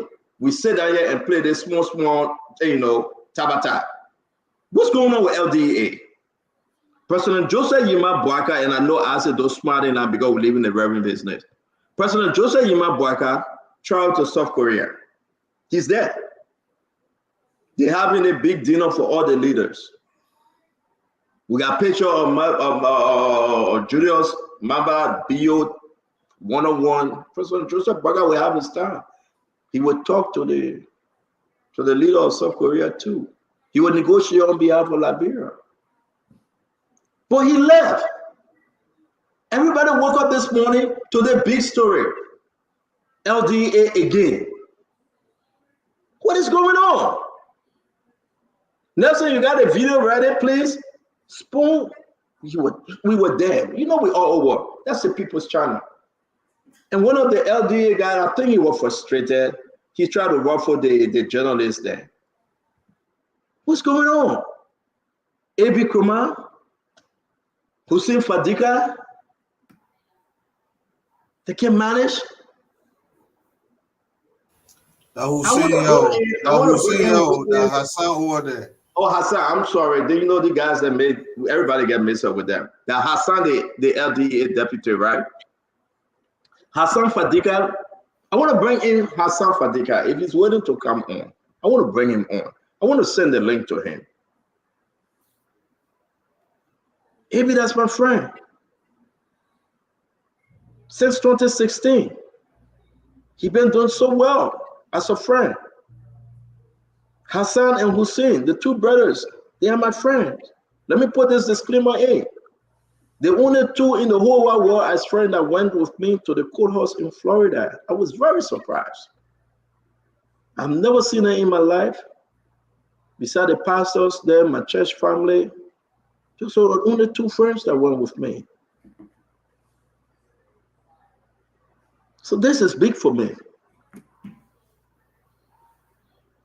We go in the back, we talk to both of them, we beg them to be calm. What happened today, folks? I want to bring Hassan on. I tried reaching out to AB, but I think he want to cool off. I have spoken to people in authority, Duaru. It's not looking good. It's not. It doesn't look right. Tear gas, disarm. Have we reached to that level? You know these guys carry guns, right? They carry firearms. Have we reached there, folks? This is one of the biggest tests for this administration. But President Joseph Boaka, through the Minister of Justice and the National Security Advisor, they have taken control of the situation. You know, some of our sources we spoke to, a decision will be made, and a decision will be made swiftly. The word that was used, swiftly and decisively. The president will be back in the country on the 8th. The Justice Minister is aware. National Security Advisors, they are all aware. Liberia National Police intervene. We can say from our sources, the Liberia National Police now, they are taking control of the Liberia DEA, pending the investigation and return of the president. We can announce. We can announce that A.B. Kroman and Fadika have been asked to stand down, pending control of the situation, the investigation. This is big for our country, folks. This is huge. I want us to go around the table. We are not kidding here. Drugs is bad for our country. Different kind of drugs. Our folks are going crazy. The president entrusted in the care of A.B. Kroman and his deputies and the entire agency to do a better job. And the president will take action accordingly. Swiftly and decisively. And we pray for the best. Eduardo, let's hear you. Stanton, I'm going to say this. For organization as vital as the DEA, there must be structure, it must be solid, and there must be a chain of command that cannot be broken. The leadership of the agency have to understand they got subordinates that are looking up to them. Disagreements cannot be aired out in the open. I don't care what's happening. That structure must be maintained. However, I will say this. I know there's a lot happening in the background that we fully don't understand here, what's happening. But the imagery that this organization presents to the Liberian people is not something that I like. It's not something that I like.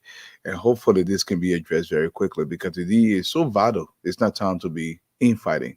That is unacceptable. That's what I want to say for now. All right, I'm going to keep Fadika for last. Let me go to Uncle Sam. Mr. Sam? Yeah, you know, this is very hard to talk with Stanton. And they want to pass what I got. It's I know AB. I respect AB. I know Fadiga from a distance. I mean, two highly educated people, background from the United States. For this to deteriorate into that is very troubling, yeah. And I mean, the only thing, when they were here, when AB was here the last time, I said you need to use the back channel to resolve this. They went to the mansion, they hugged and kissed, and apparently it didn't solve the matter. So look, it rests in the hands of President Joseph Nyeman Boakai.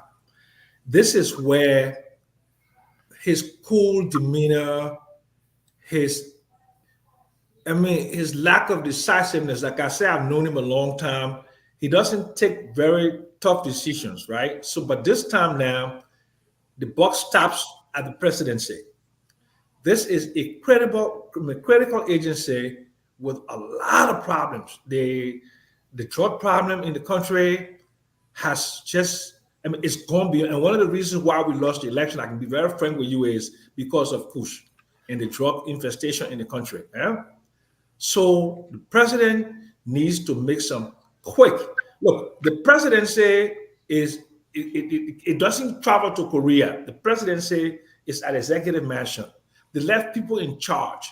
Those people, Stanton, they need to make the decision that need to be made immediately, not to wait for the president. This is not a what they call a monarchy. This is a Republican form of government, but the president needs to make the decision.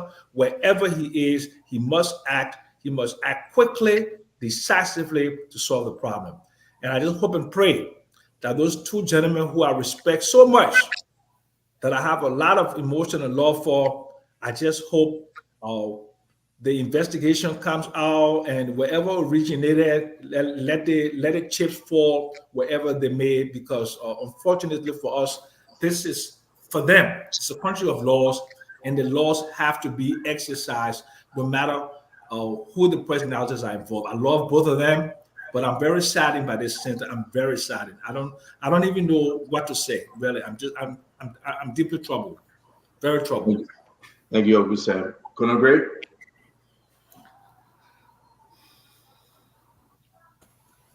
Stanton, I've been around for a little while too, and I've seen those kinds of,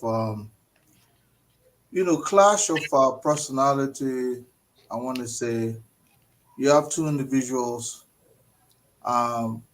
Look, the late Joe Marber and Milton Tiege went at each other. They had a fist fight. The late Austin Clark, along with the late Ted Kuya, the Iraq defense. I was their special assistant at the time. I've seen this. I just feel that these two gentlemen possess personality that just don't agree with each other. And it all about some people just can agree to be to suck up to other individuals, regardless. And leadership in the public space is a very difficult thing. Sometimes people wonder why we sit so supinely, quietly, and things go on. But that's exactly what it is. One person has to be able to soften up in order for harmony to exist in the public space. But I think these two gentlemen just can't see each other. Look, the last time it happened at the Ministry of Defense, the guy who started the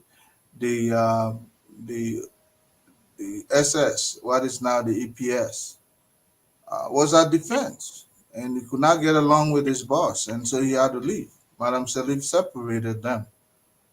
And so I think the president in his infinite moment needs to be able to look at the crisis from another perspective. If he still cherishes both gentlemen's expertise, then he can separate them.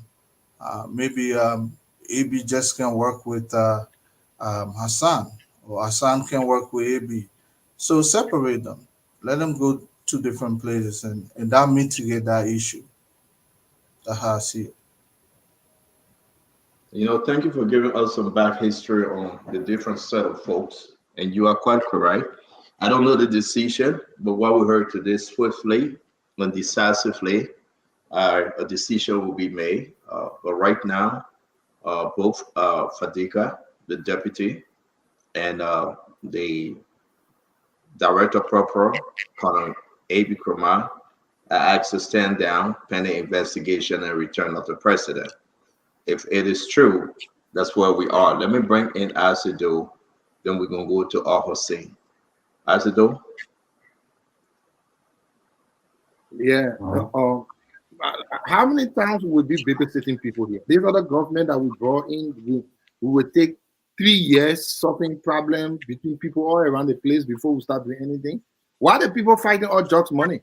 They carry you there to take jobs, then you give me the door, you fighting on the money. Oh no, I take pending, no, I give you small. All that thing is that. I think we need to be serious here. When will we stop and discussing things that should matter to this country? We always come to babysit people. Oh, you'll start fighting. Oh, you're work together. What thing is that? You got a piece of job to do with the Liberian people. They expect you to do the job of due diligence.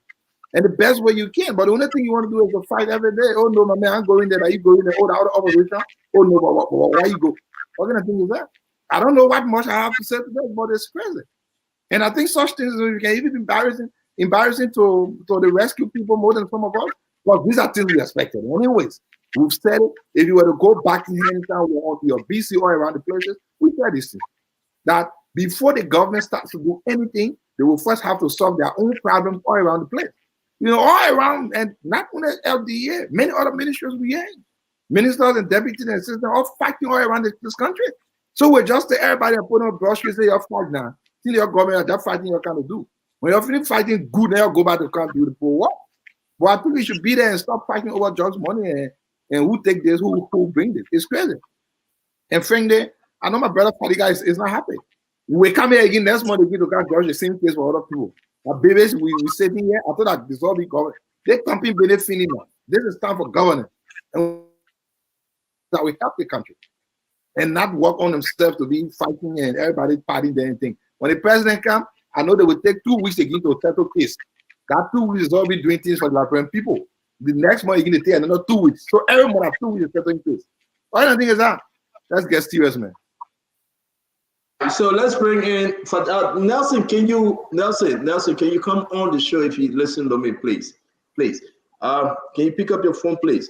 Fadiga, let's come to you, man. I'm inviting Hassan to come on. So let's hear you out, Fadiga. Staton, I'm in a position that no matter what I say, even if I say what happened that I'm well impressed with, people will say, "Oh, it's because you're brother." If I say this, so I'm damned if I do, damned if I don't.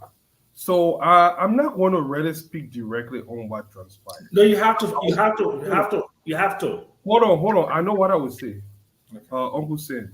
I beg you, Papa. When you spoke just now, you sound like so many people that I've interacted with in this country. The sad thing about our country is that people know the truth, but they choose to ignore it. People protect one another in this town. I didn't know. I think Conor Gray warned me when I was coming to this town, but I'm not deterred. Look, when I supported this president, I believed that we would change this country. And when it comes to drugs, I'm so passionate about drugs because that is the work that I did in America before coming. I help a lot of Americans, children, young kids. The average age is about 14-year-old in America that start taking drugs. I know the seriousness of drugs in this country. But let me tell you something. All of you are wrong. The problem at LDA got nothing to do with the boss is your boss and all the nonsense I hear people just follow and say. It got nothing to do with it. It has nothing to do with this person don't want to respect you or command or personality. It has nothing to do with it. Sometimes when I don't have the glasses, my eyes hurt me. It has nothing to do with it. What is happening at LDA tonight, I wanted to put a lot of things out. But there is a meeting that's going to be held. I'm going to trust the judgment of our president. I'm going to trust the judgment of the team. And I believing that they will do the right thing for Liberia. They will investigate this thing. I want to call on our lawmaker because I was threatened today. Our lives were threatened today. People were threatened today. My brother was almost assassinated today. He was almost murdered today. But you know who has been talking on air? Not him. What happened is not only my brother, it was him and the deputy director for administration. The news had just gone all wrong in the air. It was two individuals that it happened to today. What transpired at that place today. And you know who has always been making round in the news? One person. The other two deputies have not made the news. So those that are investigating this thing need to be honest and fair. Because what's going to happen, and what I do know, is that we can shield people in Liberia, but you cannot shield people from the international community for long. I'm not going to go into detail. I know people want me to come here and spill my gutter and say, oh, this person wrong, that other person. I'm not going to go into the Mary and demerit. But I will say this. My brother that I know is an honest man. He never fought his boss in America. Nobody fought a boss in the community. He was GL12 in the federal government. Check it. He was GL12 before he came to Liberia. That thing doesn't happen in America. The reason why this is not unique to him, we will continue to see people, these kind of things happening and it make everybody to look like they are irresponsible is because people are hiding things from the president. People hide things, they cover up in this country, they make a story, and then when things get out of control, they say, oh, look at them, all of this stupid, they will fire them. How is that the solution to this problem? That is not a solution to this problem. The solution is to get to the bottom of this thing, have a full-scale investigation, look at what happened, and call a spade a spade. But people will not do it. They are waiting for that group, those group of people that keep hiding things for the president. Because let me tell you something. I know people say, oh, they give you joy, they will not give you joy. Look, I don't care nobody in America. I came to this country to serve. I will talk to I will serve in this country. It didn't give me job. I will work in the private sector. I will live in this country. I have no intention of going back to America. I will not go to America. Nobody will run us out of this country. We will remain here. But I will say this. What all of you are talking about, China, it has nothing to do. What is going on at LDA will come out. What about the people that are in authority that are supposed to do something and they choose not to do something and be protecting people, or the people that have care, that have always looked after Liberia, they will come out and say it. We cannot embarrass this government. I support this president. I love this president. I've almost died campaigning for this president. And I've been in Liberia for 5 months. That's the longest I've stayed in Liberia. So all the team people carrying a different story. What happened to the 2 deputy directors today at LDEA should have never happened. And these things will continue to happen in every different sector of government. If people charged with looking out for the president do not sit down and do the right thing, if they continue to put a personal interest before the national interest, we have this thing, it will be a national embarrassment, and we have to do damage control. I'm saying that I come here every day to talk for this government. Thank you. Whether job or no job, I don't care. I Thank will you. never just when myself Thank you, look at Fatiga. I live We'll here get back. on my own. But let it Senator, I be want known, to provide one small information. it got nothing to do with different Yeah, personality. hold on.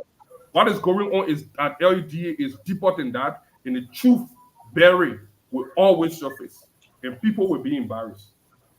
Thank you very much, Hussein Fadika. Again, ladies and gentlemen, like I said, we'll be bringing in Hassan, the deputy LDEA boss. But I can confirm, before going back to Colonel Gray, I can confirm with certainty that both Deputy Hassan Fadika and Colonel Gray, the director of LDEA, were asked to stand down. Making pending those recommendations and other intervention.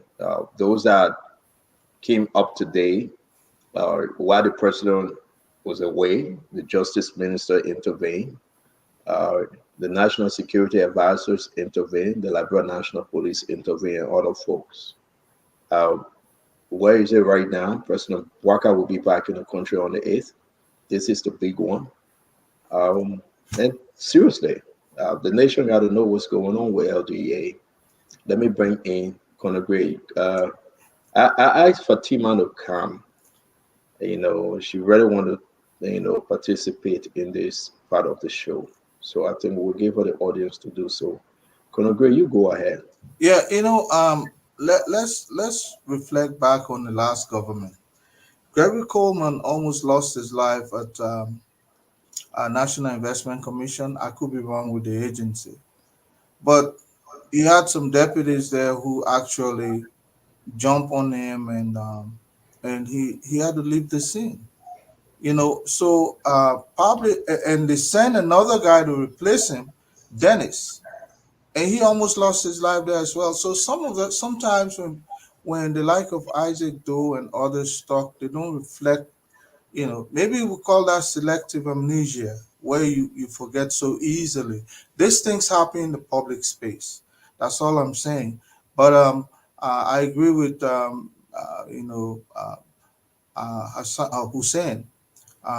We probably need to know the truth. There is a bottom line here that probably is now revealed, and that's why the Omer should come and jump on this right away, because these are all distractions, side traction, because this government has a bigger job to take than to nurse people in the public space how to live, coexist with each other. And I agree. But these things, they're not strange in government. They have happened before. Isaac must not come here and talk as though they ran a Vatican, or clergy kind of operation. People are fighting all the time in the last regime, all the time. Eugene Fangon had to leave because they fought it. So let's not even look at that, but let's look at the bigger picture. Thank you very much, Fatima. Thank you for joining us on this LDEA story. Let's just stick to the story. I want you to speak. Thank you for having me. Again, let me just say this. We reached out to AB. I believe he's coding over very busy. We reached out to Hassan Fadika. I believe Hassan is coming on. The reason why I bring in Fatima on in this story is because she's well nourished when it comes to all the back and forth, and I think we should give her a chance to speak to this. Fatima. To all of the panelists, I say hi to the viewers across the globe. I also say thank you for having me. I've been very busy lately. As you guys know, our first lady is in town, so I've been a little bit busy with her.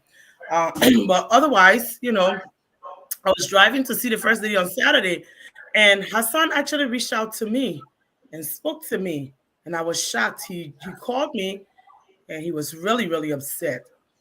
And the things that he said, I wanted to, when he come on, then I will tell you what he said. He just actually called me and told me what was going on. I Who, tried the to. deputy?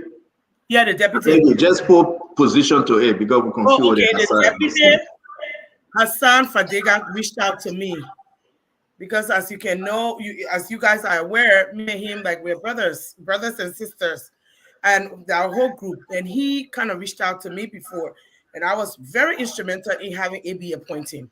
I spoke to them, and I know how he was. I've been meeting him online. I told AB, I begged AB to make sure that he hired him so they can help him with this drug problem.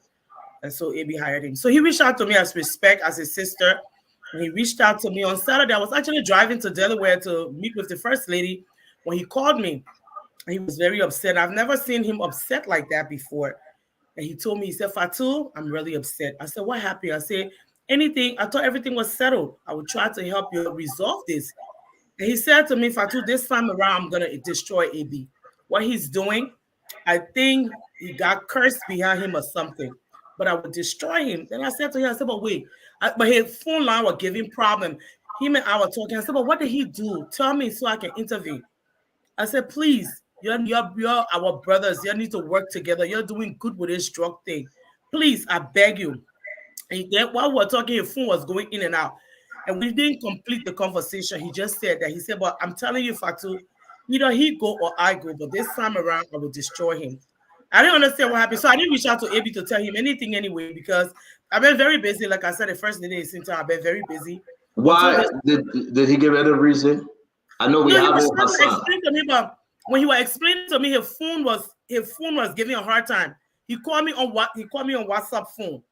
So when he called me on Saturday, I can tell you the exact time that he called me. I was on my way to Delaware to the first lady granddaughter's party. And when he spoke to me, he was just upset. I don't know why he was upset. He was trying to explain to me, I think, but then the phone line was not giving him, it was not doing him justice. He just told me, he said, this one, I'm not going to leave it. I'm going to make sure I destroy AB this time. What he's doing to me, I will destroy him. I said, what happened? He said, I think that man got cursed behind you. I think he gets swear behind you, Fatu.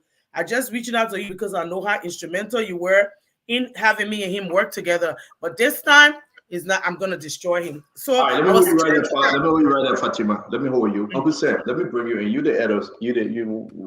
Actually, you the editor. That's what we call you, Uncle Sam. I don't know. Not confirm what Fatima is saying her conversation with Hassan Fadiga, the deputy. But thank God he's coming on the show. But this is shocking information to say I will destroy AB. So Stanton, do you know why I survived so long in Liberian politics and thing? It's because my mouth is big, but it has a thing. I heard a lot that I would never say that would die in my stomach concerning everything that's going on. I've heard a lot from different people. This is deeper than you or anybody can imagine. Okay, that's all I would say. And this one, the president has to take it very seriously, make the decision immediately, and put an end to it because it could get ugly. That's all I can say to you. End of conversation. Before I go to Hussein Fadiga here on the show, Conor Gray, let me bring you in to speak to what Fatima just said. Words have many. If it is true, he said it, I would destroy AB. I mean, what's your take, Conor Gray?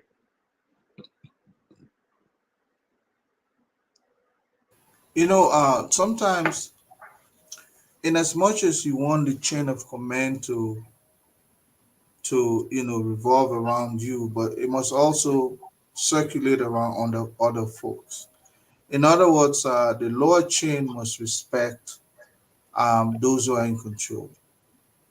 If anybody thinks that running an agency is only left to the head, then there should not have been the need for deputies, even assistants. There's a reason why those organizations, those public spaces, have all of this personnel in place. But one of the things that people must always respect, that revolving door. You respect me, I respect you. If you give me a piece of job to do, you must respect my role within the agency, the chain of command.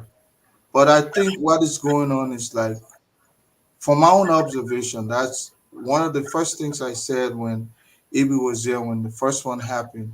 I said I smell a micromanager, someone who probably may not be giving others the ability to do their job as well.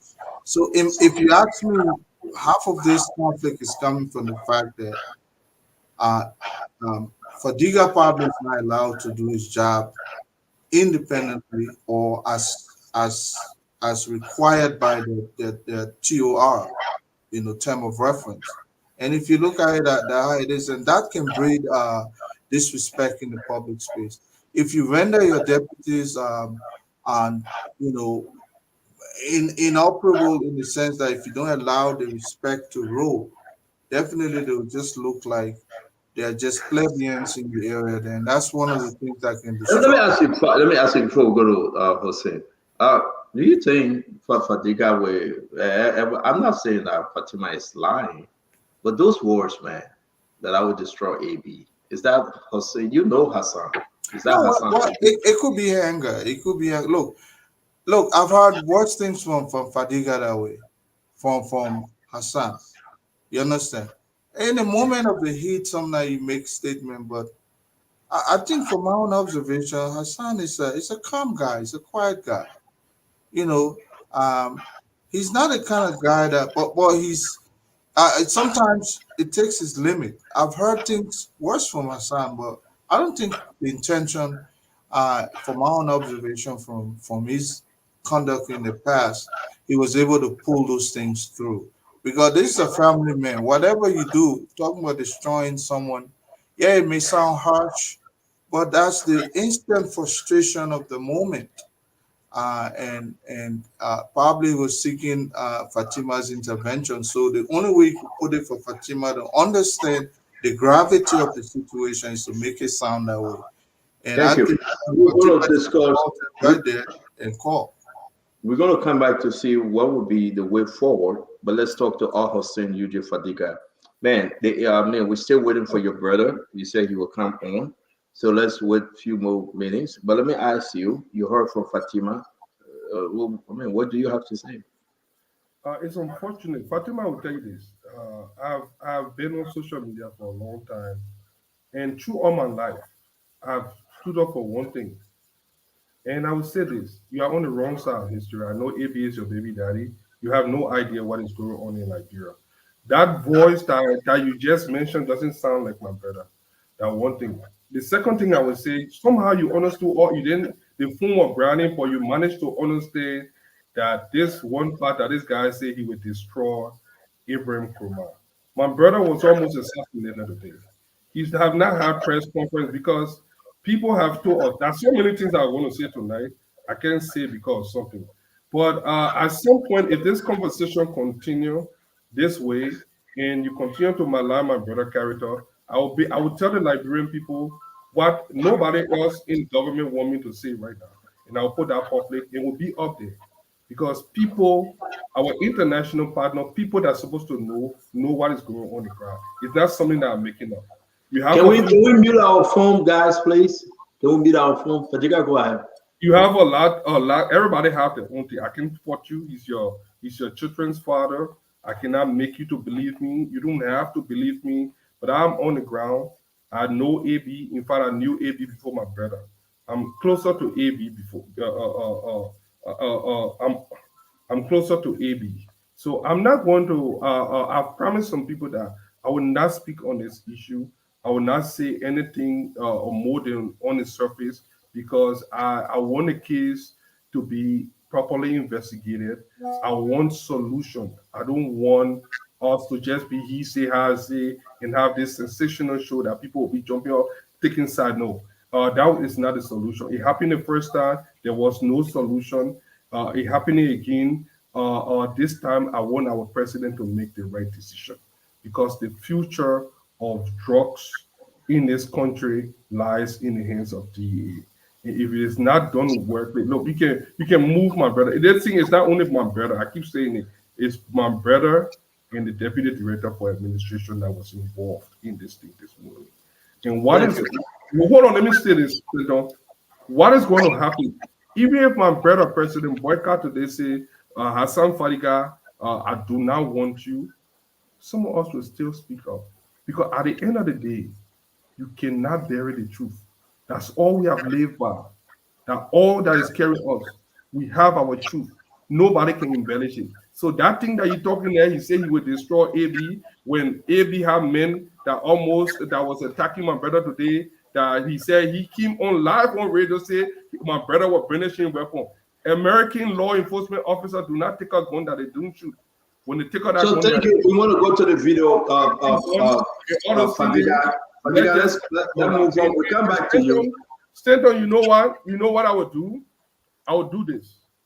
I know it's going to be difficult to not respond to Fatima if she says something. And what I swear not to say, I might say it. I will leave it until everything is discussed in the background tomorrow. Once it is done, after all the discussion, but we'll come back. We're not closing the show yet. We got to go for the video.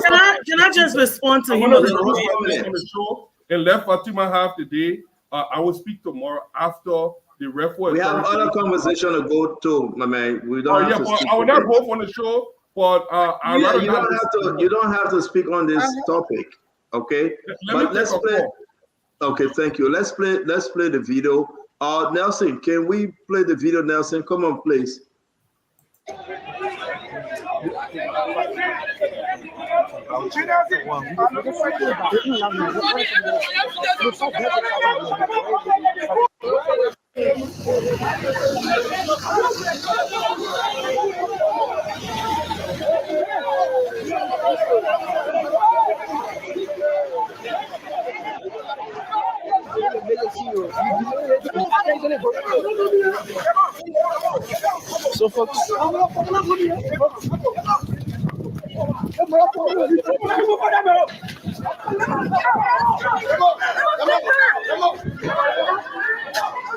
So folks, that kind of stay with us, so we gave you the details. Shortly.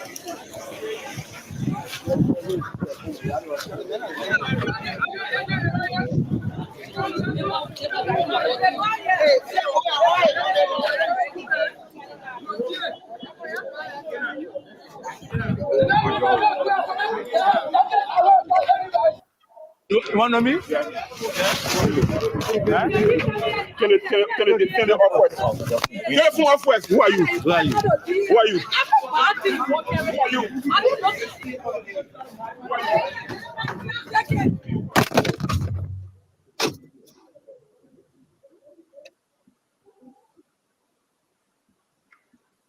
All right, Nelson, are we there? Yes, we're still on this, sir. We're still on it. All right. Let me. I know. Work on the video. This is disturbing. I want to come to you, Fatima. Fatima, I come to you. Be patient, please. This is really disturbing, Uncle Sam. That is the Liberia Drugs Enforcement Agency. That is the LDEA. Tear gas went off. Folks saying they would disarm everybody. No head, no tail, Uncle Sam. Yeah, it is very troubling. And because look, Liberia is only 1 degree of separation. I love AB, I love Hassan, and I've been hearing all these things, and I just basically, I internalize it, I buried it, and I'm just hoping that they can get to the bottom of it. It is a lot deeper than I'm willing to say, and I just hope and pray that the two gentlemen, young with great future, I hope they can resolve it and move forward. But I can tell you, it is ugly, Stanton. It is very ugly. It is very ugly, very ugly, very ugly, very ugly. All right, let me bring in Fatima. Then I go to Minister Doe. No, Hassan said he's been calling you and not picking up your phone. I'm calling him, but his phone is going off. It's not connecting. If he call me direct, will be good. I'm saying the call. I'm saying hello, but he's not answering. Fatima, let me bring it in quickly. Yeah, and then see, we'll I bring in just wanted Minister to Doe. respond to some things that Hussein was saying. Hussein, I'm actually shocked that you would think I'm siding with AB. AB and I, we have relationship only because of the children. AB is not my family. I have no loyalty or to him or nothing. You know what I did for your brother to get that job. For you to even sit here and think I'm maligning your brother's character, that today you're saying this, you know what I did for your brother to get that job. I was saying I would never come here and say bad thing about your brother. For you to even say that, your brother called me. I felt like if I wanted to start trouble, I would have called AB and told him this is what Fadiga said about you. I didn't call him. I asked you, I said, what's going on between AB and Fadiga again? What is going on? Because if Fadiga called me just now, he's distressed, but his phone broke. I called CEO, I didn't call AB. So I don't understand why you would think that just I was mentioned it, yeah. Then you say you didn't call AB. I just said it here now because your brother called me. He was distressed. He told me, Fatu, what is happening now between AB? I'm done. And he told me those words, and I was shocked, but I was going somewhere. I didn't bother. So I don't even understand that you would say, oh, Fatima, nah, you've called me. You said things about AB to me before. I've never called AB to tell him. You know that. This is the first time for your brother to call me. You have called me.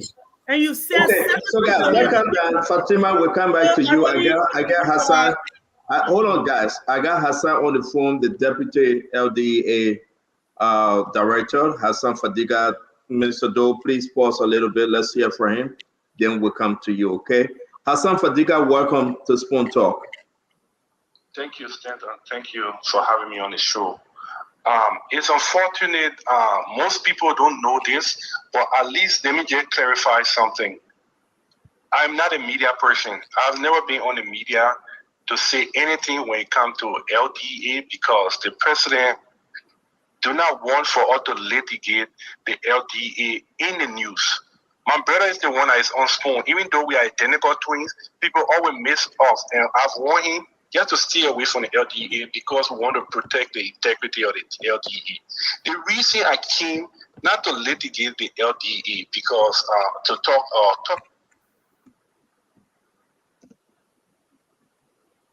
What I can tell you, we have a cartel in Liberia.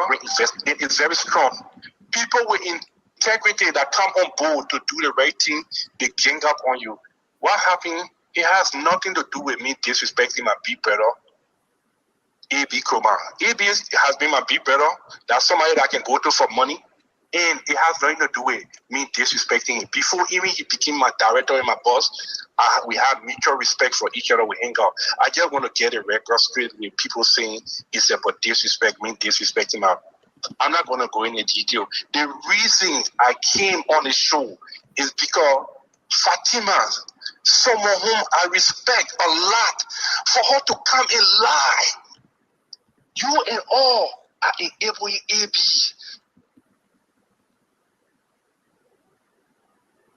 I'm sorry, the phone is cutting off. Hey, can we call him? Can Nelson call him from studio? Yes, let me do that. Let's do this. We will call you from the studio and it will be better because your phone is really going off. Can we do that?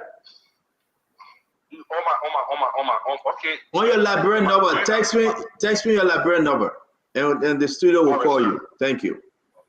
Yeah, let's just do this because the internet is bad. Let me bring Asad Doe on, folks. Now hold on a few more seconds. I know we got about 90 minutes to go into this program. We'll be all of here by 11 p.m. Asad Doe, I really don't want you to involve you in the fires or the drama, but this is about Liberia. Talk to us. Well, plain, simple, embarrassing. Very embarrassing that we will always sit ourselves here, use our money to put internet on to come here and talk about time and be discussing about adults fighting about themselves. We are not talking about a success story from LDEA. We are talking about infighting between adults. I mean,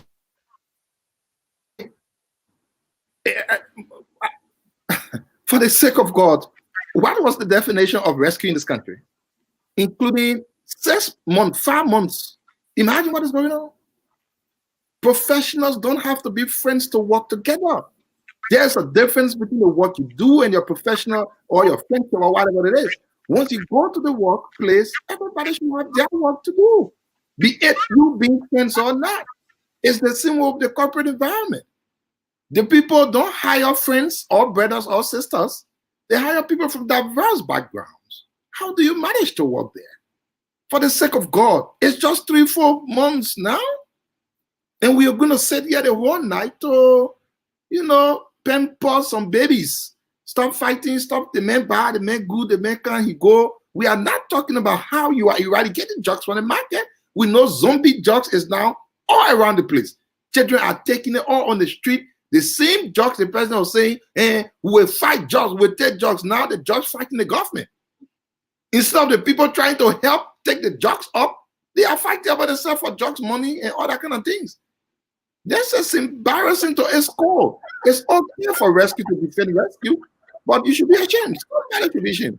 And I don't think I have that much of an energy to come and pamper kids. I don't think so. There's not a popular government. If you get government, thank you, Minister Doe. Thank you very much. Let's just stay put. We got about 17 minutes to go. The studio is calling Hassan Fadika, the deputy. Let me go quickly to Fatima. Fatima? Yes. Yes, CEO.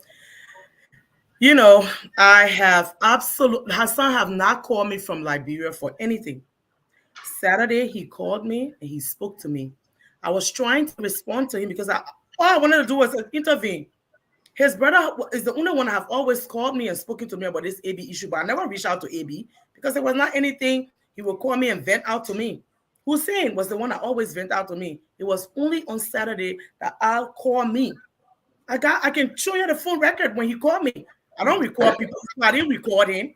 But he knew that the conversation was short. He was upset. He was frustrated. And I was trying to intervene. I just wanted to know what happened because I was going to go see the first day. I called you. I said, Hassan just called me. Hassan just called me just now. He's very upset. What's going on again? I thought he and Abi supposed to be in Senegal or somewhere. What's going on? And he said, you are going to find out. So for him to come and deny and say he didn't talk to me, what do I care? I don't care what's going on. I just wanted him to be working cohesive because I was very instrumental in AB making sure that he became a deputy. AB said, Fatu, I have to know the president. I said, no, that my brother, hire him. Please talk to the president. You're shaking your head, but you know the truth. I was very instrumental in making that boy deputy director. Well, let me pause you a little bit, Fatima. We have the deputy on. I'll go ahead, Mr. Hassan Fadika, please. Yes, Senator, thank you. Again, I wanted to make this emphatically clear. I've never been on the media. My brother Al Hussein Fadiga is the one that owns Spoon. Even though we are identical twins, out of respect for the president and to save the integrity of the institution on my work, LDA, I try to stay away from the media to litigate things that happen within the LDA. I felt compelled to come on this live today because there have been a massive propaganda campaign with funds from the LDA, funds from everywhere, and I don't have that kind of money to attack us, besmear our character in the press.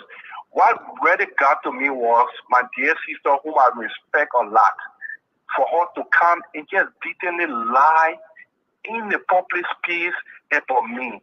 It hurt me and it's very troubling. It shows that she is also enabling her ex-husband's behavior, and she is using her close proximity to the president to do this thing, and it's wrong. And me, I will say the truth. Fatima, today when we had a meeting with the president convened a meeting, in the meeting, AB repeated exactly what you said. AB said that I called you, his ex-wife, and I asked you about your child support case, and I said I was going to destroy him, and I went on and I explained a lot of things, and I tried to tell him. Those beating now were repeated. Thank God it was repeated. But now, he did not only stop there. He said you have a recording of what happened. You have a recording of our entire conversation, and I asked about your child support case because I want to build a case against him, and I want to destroy him. He said that, and he said you have a recording. I beg you, man. What did we talk about, though? Hold on 1 minute. Hold on. Let you Please, finish, Kenny, please. we are Let in you the finish. media, and so many people in the Can he just explain why he called me? No, Fatima, please. You gotta finish, of please. me telling you all of the, I call you all the respect. Mm-hmm. I call you all the love for AB. And I said, AB, you should warn AB. I personally have advised AB on some things and the way he was proceeding, and that is where he doesn't listen. When you tell him something, he do something, he doesn't listen. Advising. That's what I told you. When we were talking, the phone was breaking, and it was grinding, and how the phone ended. We didn't talk for even 2 minutes before I left the line, and how we didn't even in our conversation. We didn't even have a meaningful conversation. I was talking, and the phone was grinding. AB said you have a recording. For the sake of the audience and the people, I respect you. Can you play that recording of me saying I would destroy AB? Because I spoke with a guy who I respect for America when he attacked your former husband, your ex-husband, and you went after him.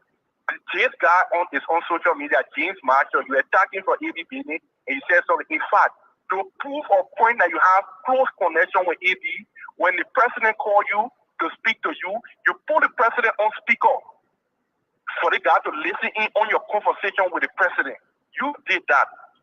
And it was shocking to me when the guy started explaining. The guy told me, you have to be careful, Fadiga. I know you, I respect you, I trust your brother, and I know what you went to do to Labrador. The person that is protecting AB is Fatima. She got close connection with the vice president and the president because she put me on the phone, and it was shocking. James Marshall on Facebook. Me, everybody that know how they know can talk, they know me, I don't lie. I don't make up story. With respect to the DA, I'm not going to say anything about the DA out of respect for the president.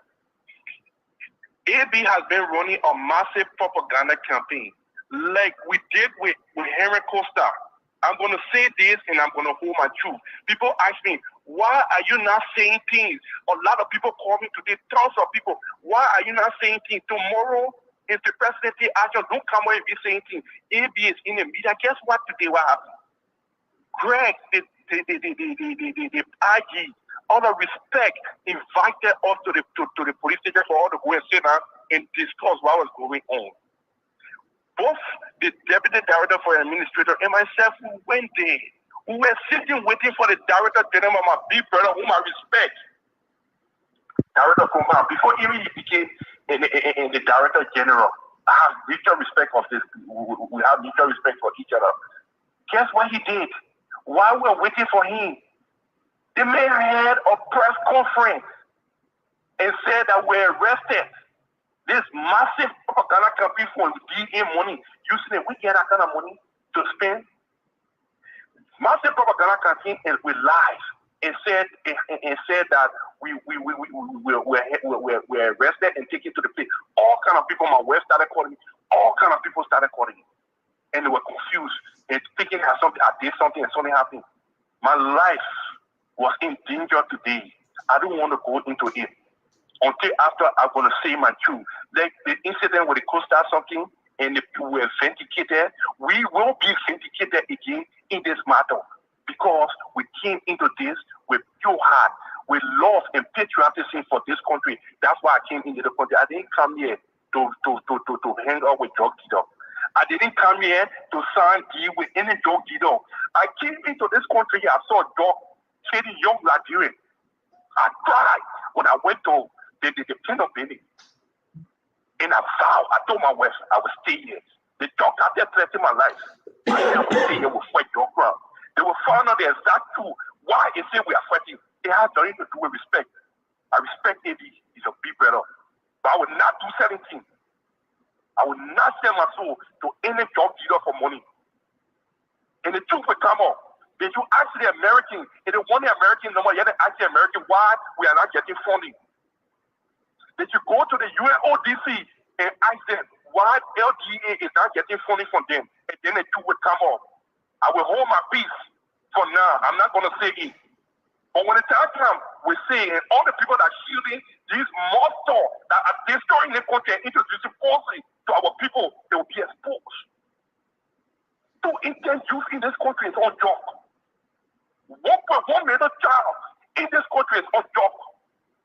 came here to fight your crowd. We're not fighting your crowd. You want me to start talking? You want me to start explaining what's going on in the country? Why would two deputies go against one person? You think about mistake? We are sound people, professional, educated people. We didn't come here to play. We came here to rescue this country. I didn't kill in America. I had a good job. I was getting for the employer. I would leave from here with dignity. But I would not give in. We will not give into cartel. We're not giving to the cliques. I'm not going to pay anybody. People been calling me, give money to media. I'm not paying no media. I'm not going to no media. I'm not paying no media for them to go run propaganda to me. If he can spend all the money and go to all the media, he can go to all the representatives, he can go all the way. I will keep my truth. And tomorrow, I will be vindicated because I got grace. I'm not corrupt. I'm the first generation of Fadiga to hold public office, and I'm passionate about it. I'm grateful to Joseph Boda for giving me that opportunity. I will uphold that principle that my dad instilled in me, and I will leave from wherever position with dignity. But I will not accept anybody to introduce policy into this country. Fadiga, that's okay. Many of you do not know what's going on in this country here. Hassan. We have anything here to solve the drug problem. Hassan. This country is doomed. Hassan, that's okay. Oh, no, let him mentor. Let him mentor. Hassan, that's okay. Hold on, please. Hassan, that's okay. Stanton, what are you doing? Let him explain. You don't know what is going on. Hassan, it's good. It's good having you. We want to say thank you. That's enough. I'm begging you, please. That's okay. Thank you. But he lied. Please tell to play the recording if you have the recording. I do not have a recording. I don't record people. We will go ahead. We will go ahead and pursue with the show. We want to say thank you, and that's okay. Thank you. Uncle Sam, I think it's wise. I'm going to hear from everybody, but I think it was a wise decision that I stopped it. What do you think? Yeah. Oh, yeah. So, it is like I said. This is deep.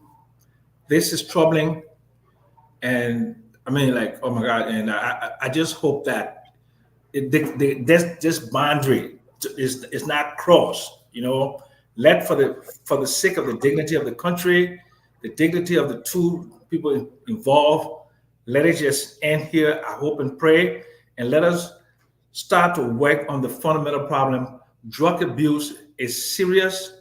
I one time in the 80s had a drug problem. I beat it. I know how difficult it is, and I know what is going on in Liberia because I live in Liberia. I see the tens of thousands of drug-afflicted young people, and the country is really careening out of control, and we need to stop it.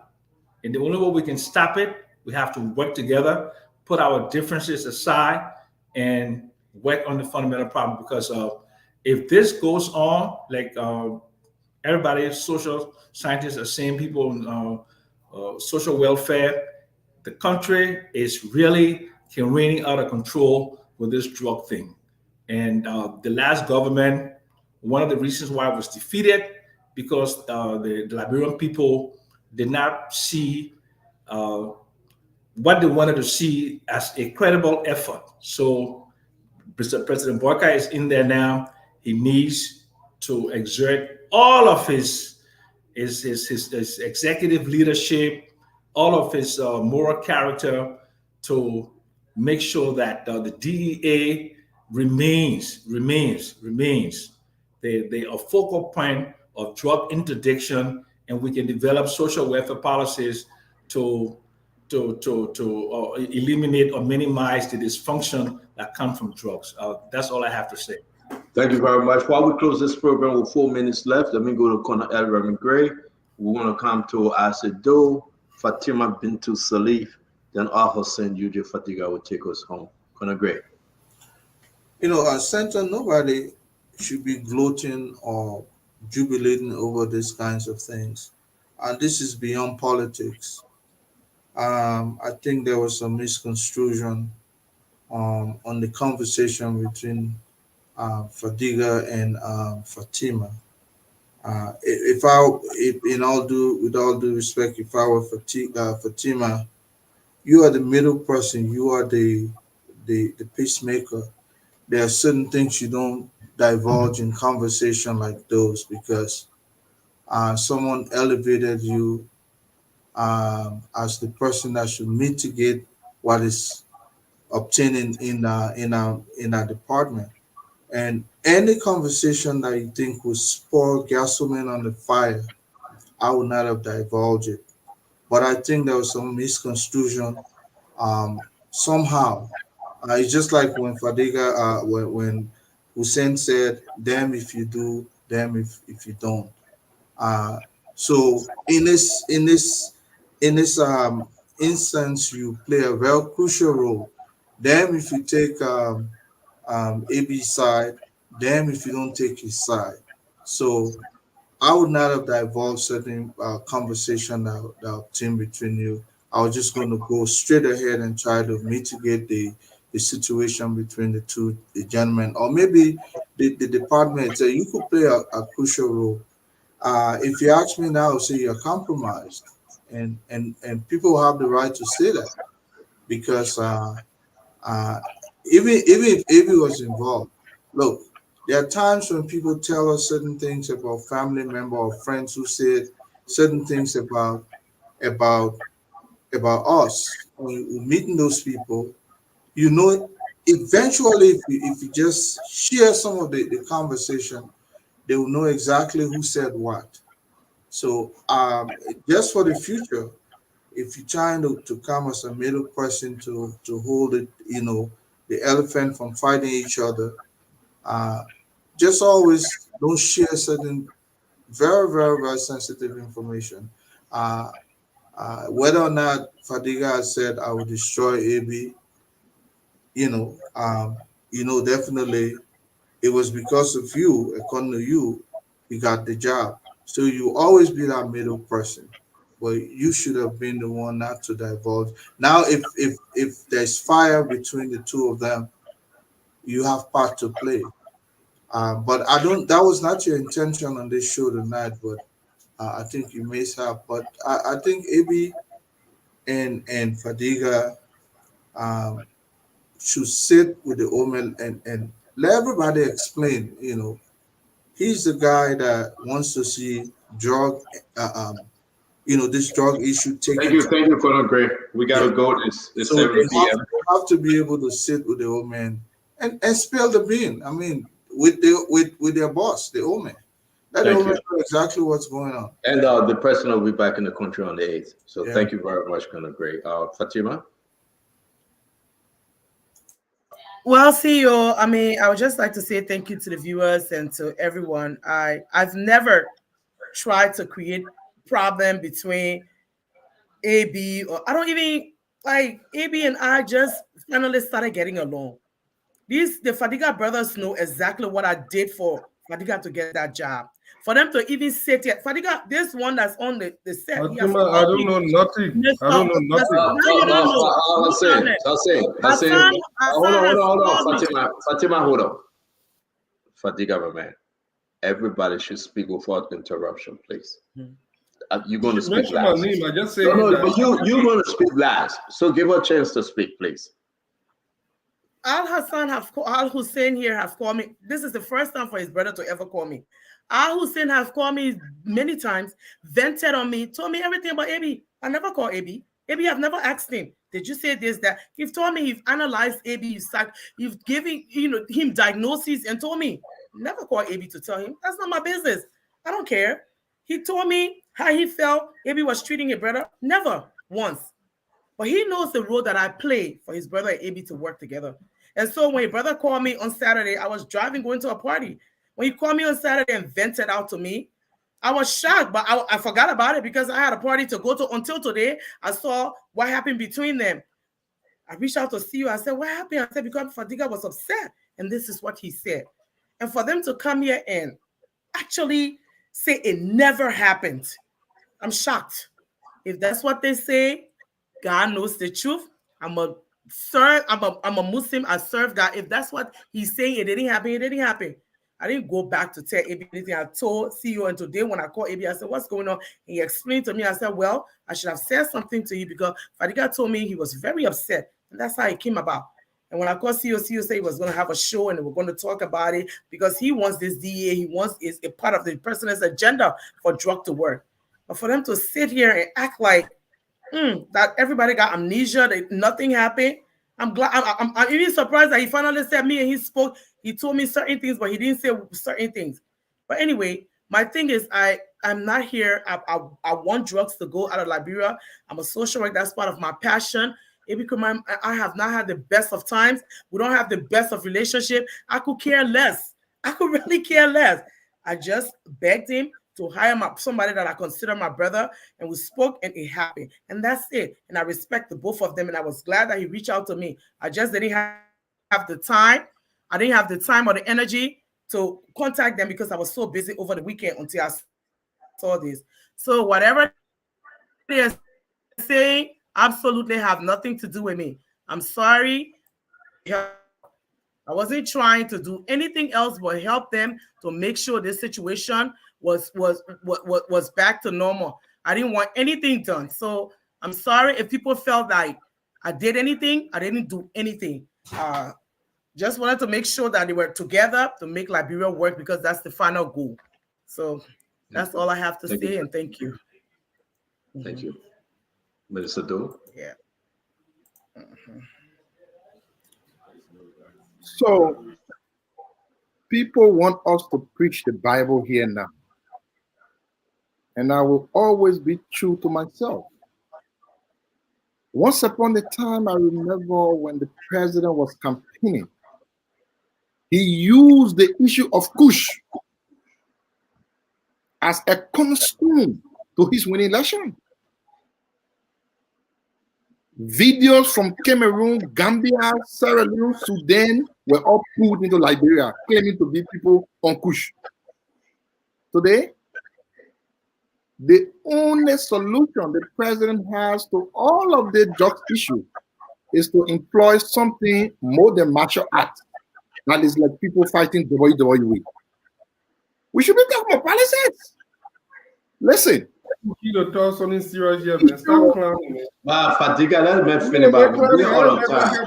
But Fadiga, stop. Fadiga, you need to stop. You need to stop. Don't be doing The this. issue with fighting drugs, the issue with fighting drugs, it's not people fighting over drugs money. It's about putting into place programs that rehabilitate those who are into drugs. And that's the reason why up to today. Fadiga, I beg you, my man. Let everybody speak freely. Please, Fadiga, please. No, Mama, Fadiga, we got tens of thousands, hundreds of thousands watching. Let's slow down. The man got to speak. I beg you, man.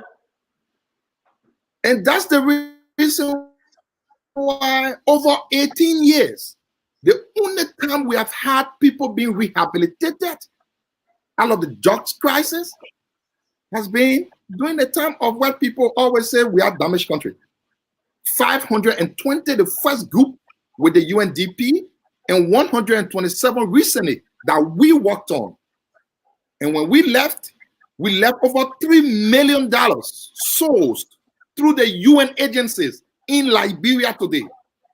My UN friend told me on Sunday that they didn't know what role the government is taking. So they will most likely use that money in other directions, though for the same issue, but they'll implement. Because they told me they ain't got no idea on what the government wants to do. Everything that we set up. Because people who came with the little mind that they knew everything on the earth, they came in the power now. They point. And these are I wish we can have journalists that will take our voices from here and go to investigate. Go to the UN and ask them, when did you source $3 million for drugs issue in this country when we were there? That program should have started February. Today, it's nothing. People are doing martial arts, fighting over money. Who get a lion's share, who bring in the drugs, maybe they may get deal. That's how you want to solve drugs problem. Zombie drugs now has taken over the country. But you campaign on drugs with no idea whatsoever. And my brother say, we're talking good things. You can do your capture things, but that's not for me. We must be serious to our country. I hope we don't come here again to judge other fighting case. This is not a sport where we can people go from WWE and come here for us to judge case. We tired judging case. If you got kids being employed, try to change them. You came and said you have solutions. We want to see solutions. Not us coming to pimp up people and say, baby, come on my arm, let me carry you. It is embarrassing. It is shameful. And anybody connected should have a shame on their face that they can't even open their eyes. Everything is so vlad. Thank you. Thank you very much for your closing. Thank you a lot. Al Hussein, Eugene Fadiga.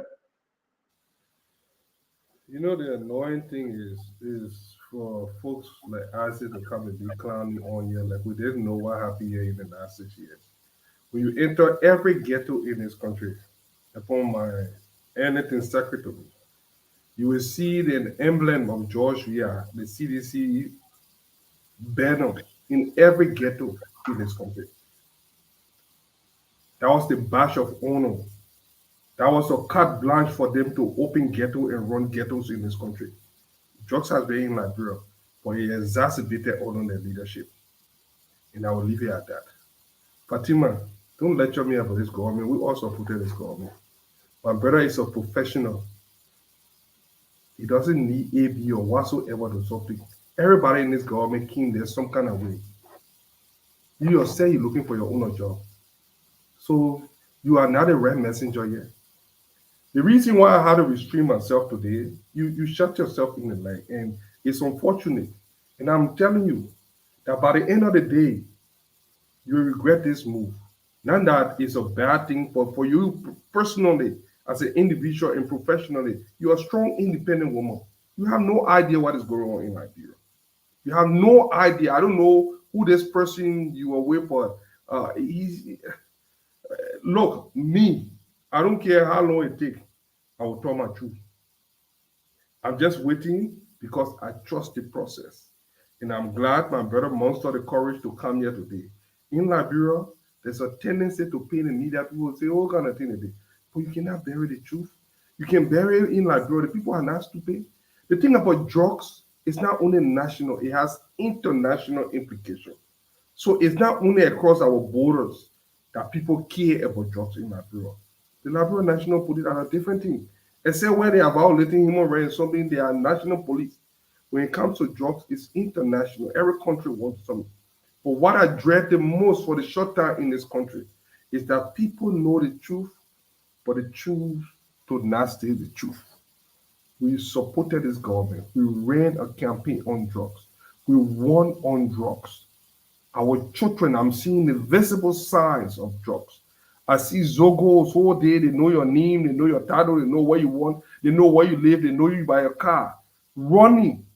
When we grew up in Liberia, even with the war that came, that's not how we were. We play. We have fun time. We wanted to dress. We used to use our 4-day cologne. That funny little small bottle cologne. We used to watch one trouser, put in the sun and get dressed. We used to want to look cute. None of us mess with drugs. All these children that smoking drugs, a lot of them, they didn't even see the war. They don't even know how did this country turn into a drugs infested place and people playing with it. The blood of those children will be on your head. Anybody that stay in the way, anybody that feed drugs, anybody that support the cartel. Look, me, you know, the older you get, I don't know, but I think there's something about age. I think the older you get, you get less fearful of death. I'm not afraid of dying. Nobody could run me from the country. I was shot. I was bombed in foreign land. I got bullet. I got scar on my back. I'm still living. I had accidents. Upon accident, I walk around and nothing happened. That's grace. God brought us on this earth for a purpose. When I left from Liberia, left Edmund Remy Gray Bay, my winnings, I was at the pinnacle of my career. I can boast of it. I was doing pretty well. I walked away one day. Conor Gray, who is my big brother, we talk 4, 5, 6 hours a day. He said, "My pikin, that Liberia there, I saw that country." He told me, he there, he right there. I said, I will do it. Come here for people to want to destroy our children And you all folks set themselves down there, they want to son here, but I don't care. I trust the president. I believe in President Boyka. I'm waiting. No, you give me job. You give me job. The thing about my dad always told me, he said, be prepared. I have 2 masters. I can work anywhere. I got a technical degree. My bachelor degree is in IT. I worked 10 years as a subject matter expert for a Fortune 500 company in IT. I got out one morning, I changed my career. The thing that happened here about DEA is not about my brother. It's about drugs. It's about drugs. It's about a cartel that want to take over this country. It's about what is happening that is beyond. It got nothing to do with my brother. They want Sonny. We'll be having a press conference. My brother, people there who got to fight jobs. I hate the charade. There are a lot of posers in this country. The schemers. They go around. Stay on, let me get it off my chest. Yeah, we'll continue the more for Diga. Turkey. It's all vla. It's all vla. The last report that I received from our partners, our partner, they say we are doing far worse on drugs than George Weah did in the last 5 months of the administration. It should tell you something. That's the code I'm giving you guys. It's not about my brother. It's not about his job. It's about drugs. It's about how we can clear this country up of drugs. And for some of you that know the truth, and you see now you will not say it, I will force you. Our one-man army on social media. I'm the first person that got Liberian talking on social media. Ask anyone who created a TMZ group. Diga, let's go. We gotta listen for the more. And I will Let's say go, this. sir. I have one thing that my voice. I will use it. Nobody can silence me. I'm not running away from the country. I will fight your Erie as a private citizen, public citizen, wherever I am. What I'm doing now, I will. Thank you very much, Fatiga. We are out of time, folks. We want to say, let me do my closing real quick. Uncle Sam, I appreciate you. Always, whether you're in Liberia or outside of Liberia, you John Spoon to make this program interesting. I really do. I must say this to you. Thank you. All right, we beat you in the back. We beat you on the show, but you're a good individual that bring fair discussion, to the discourse. Conan Gray, thank you very much for coming. Fatima, thanks a lot. Asido, thank you. Al-Hussein Yuji Fadiga, and thanks to Hassan Fadiga. Let me say this. Indeed, Fatima told me, she called me this morning and she told me when the stuff was going on. And I just told Fatima, I said, let it go. Let it go because, you know why? Yes, indeed, we are all family. We are all family. To be frank. I know, like I said, Hassan and his brother, Al-Hussein. I've been knowing AB since 2016. What we did during the election, what we did doing the other stuff to appointment, I'm not going to go there, folks. Nobody will make me to go there. You all know me, but I give all the glory to God. I trust President Boyka. Upon his return, he will make the right decision. He always said, think Liberia, love Liberia, and together let's build Liberia. Every one of us put our hand up. Not me, because I've said to Uncle Joe, I don't want no position. I've said to the Omar, folks call me, the vice president, everyone. But most of my closest friends and brothers on the show and all of the show, they want position. We pray to God and Uncle Joe, listen. Let's help the government. Let's help build our country. I always go down to say it's not by might, it's not by your education, it's not by what you know. You can go to LSC like Uncle Sam, or you go to Harvard University, or Duke, wherever, Princeton, wherever. It's just who you are as a Liberian, to be fair, just, and do it for Liberia. Losing AB or losing Fadiga, it will not be the solution, folks. But I'm shocked for our international community to say that President George Manneh Weah Fomo did a better job at LDA than 4 months into. No. 5 months in the administration. At the same time in the administration. Let me finish. And I think that, and everyone at LDA to be blamed. I'm not going to blame AB. I'm not going to blame Fadiga. Everyone. But I know the president will step in. I spoke to folks today, shared text messages, spoke to people on the phone. Swiftly and decisive is the message. And the president will. He will. I'm not an information minister or the press How are you secretary. bring everybody? You yourself, you But let me finish. Fadiga, you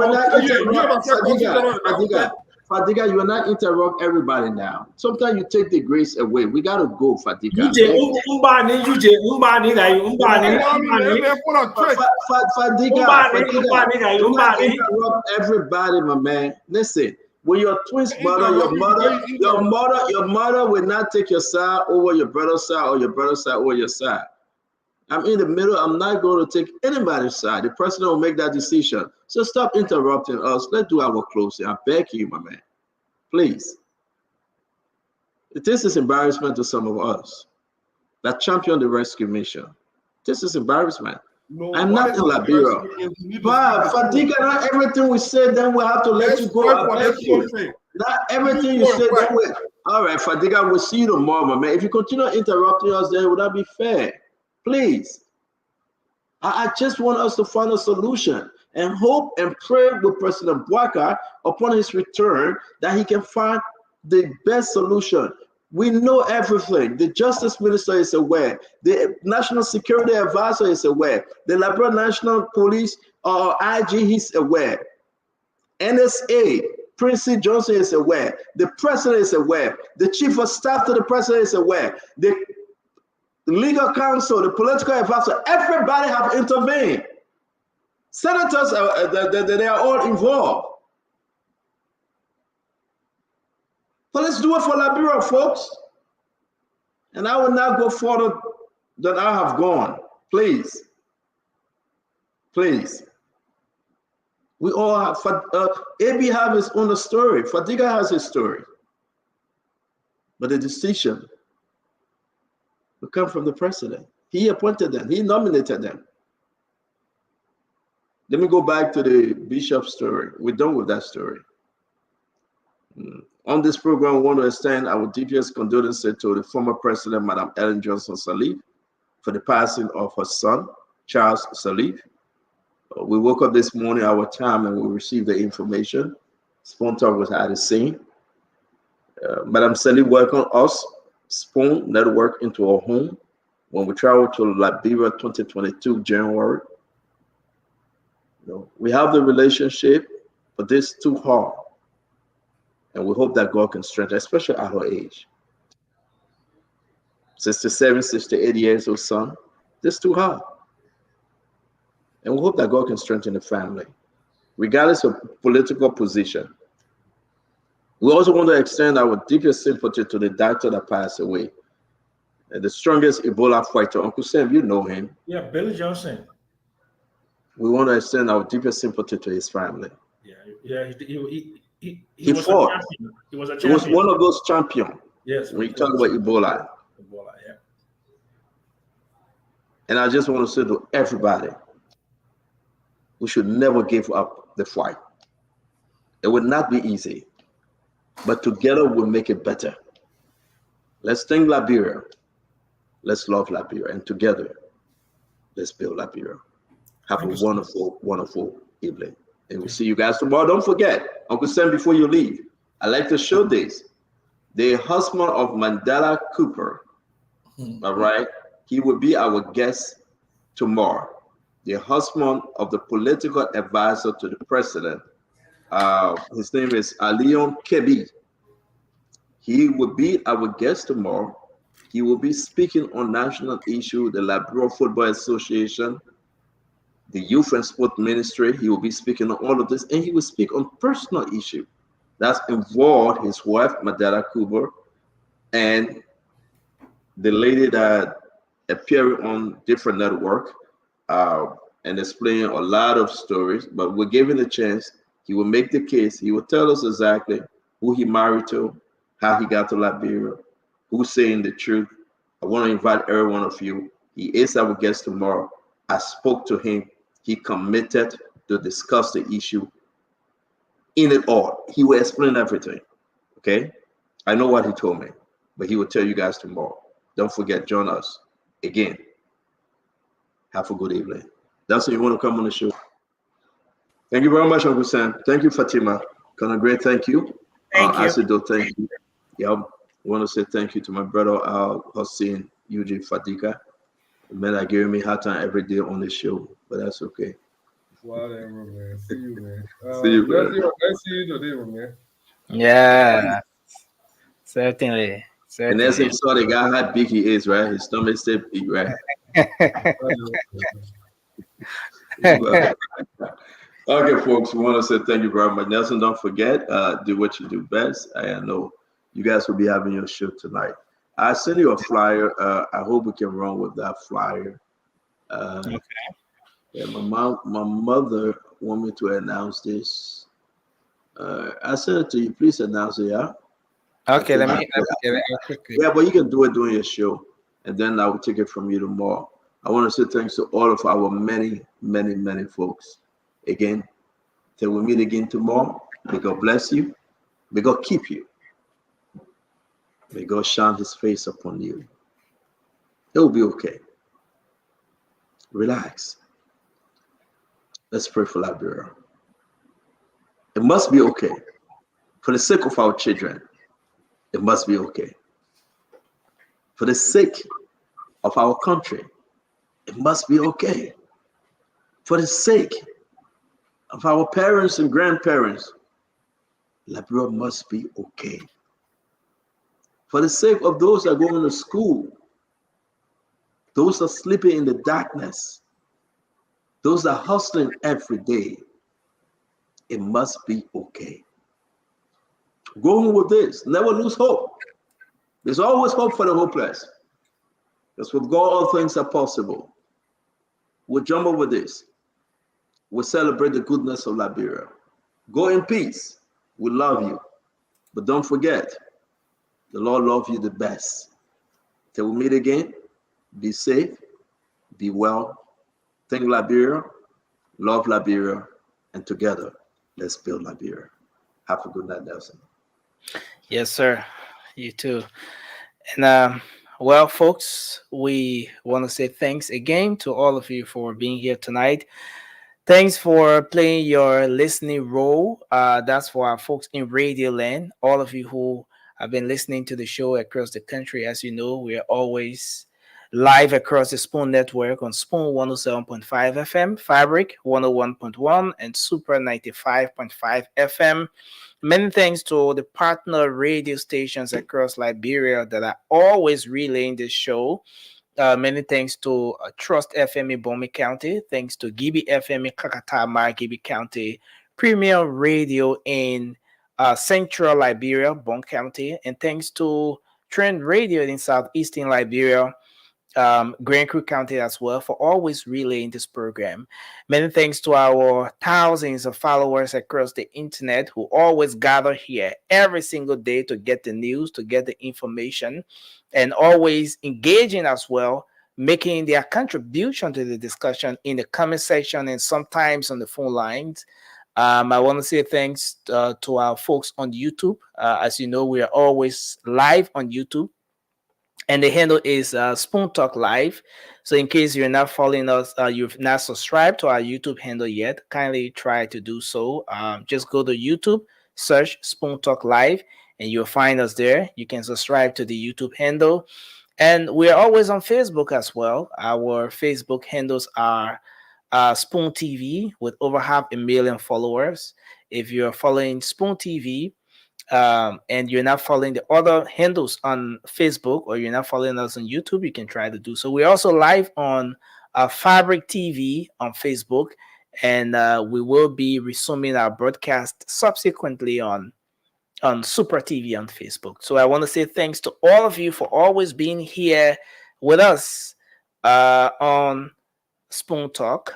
And as you know, this is where you get the news. Spoon Talk will be back on the radio tomorrow. But just before going, I want to do a special birthday greeting here. This one is for Mr. Waymond Bondo.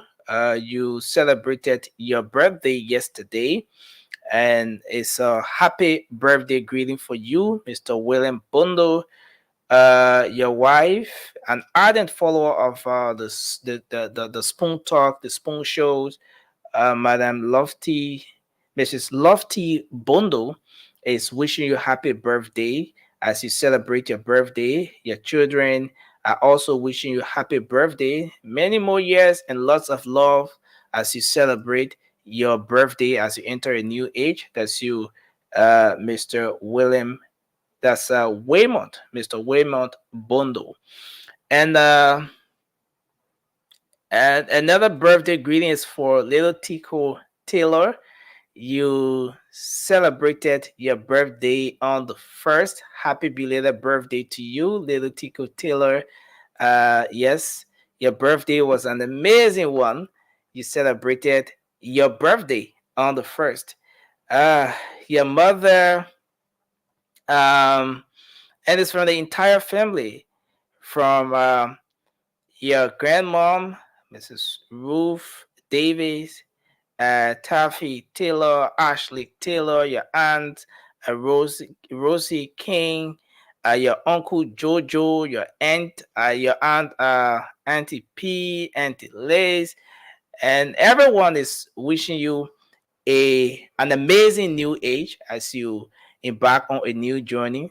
Little Tico Taylor, I'm wishing you happy, amazing new year as you celebrate your birthday, officially entering another new age.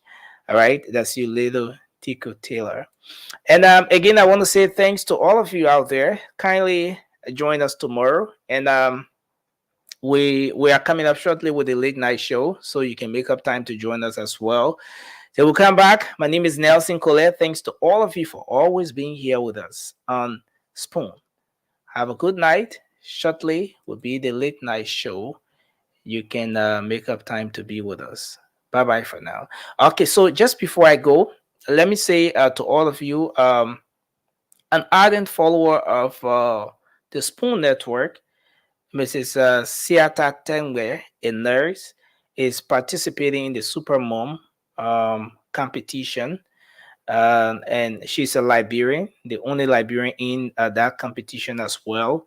She wants you to go ahead and vote for her. Once a Liberian wins, it's a win for every single person in the Liberian community. So kindly go to supermom.com and vote for Mrs. Siata Tengwe, and your one vote can help her win this competition. All right, so her handle is there, like just pin on the screen. You can kindly chip in a vote for her, and just go to the website and you can vote for her. Encourage someone to vote for her as well. All right, so again, have a good night, folks. Bye bye for now. Ministry to Spoon.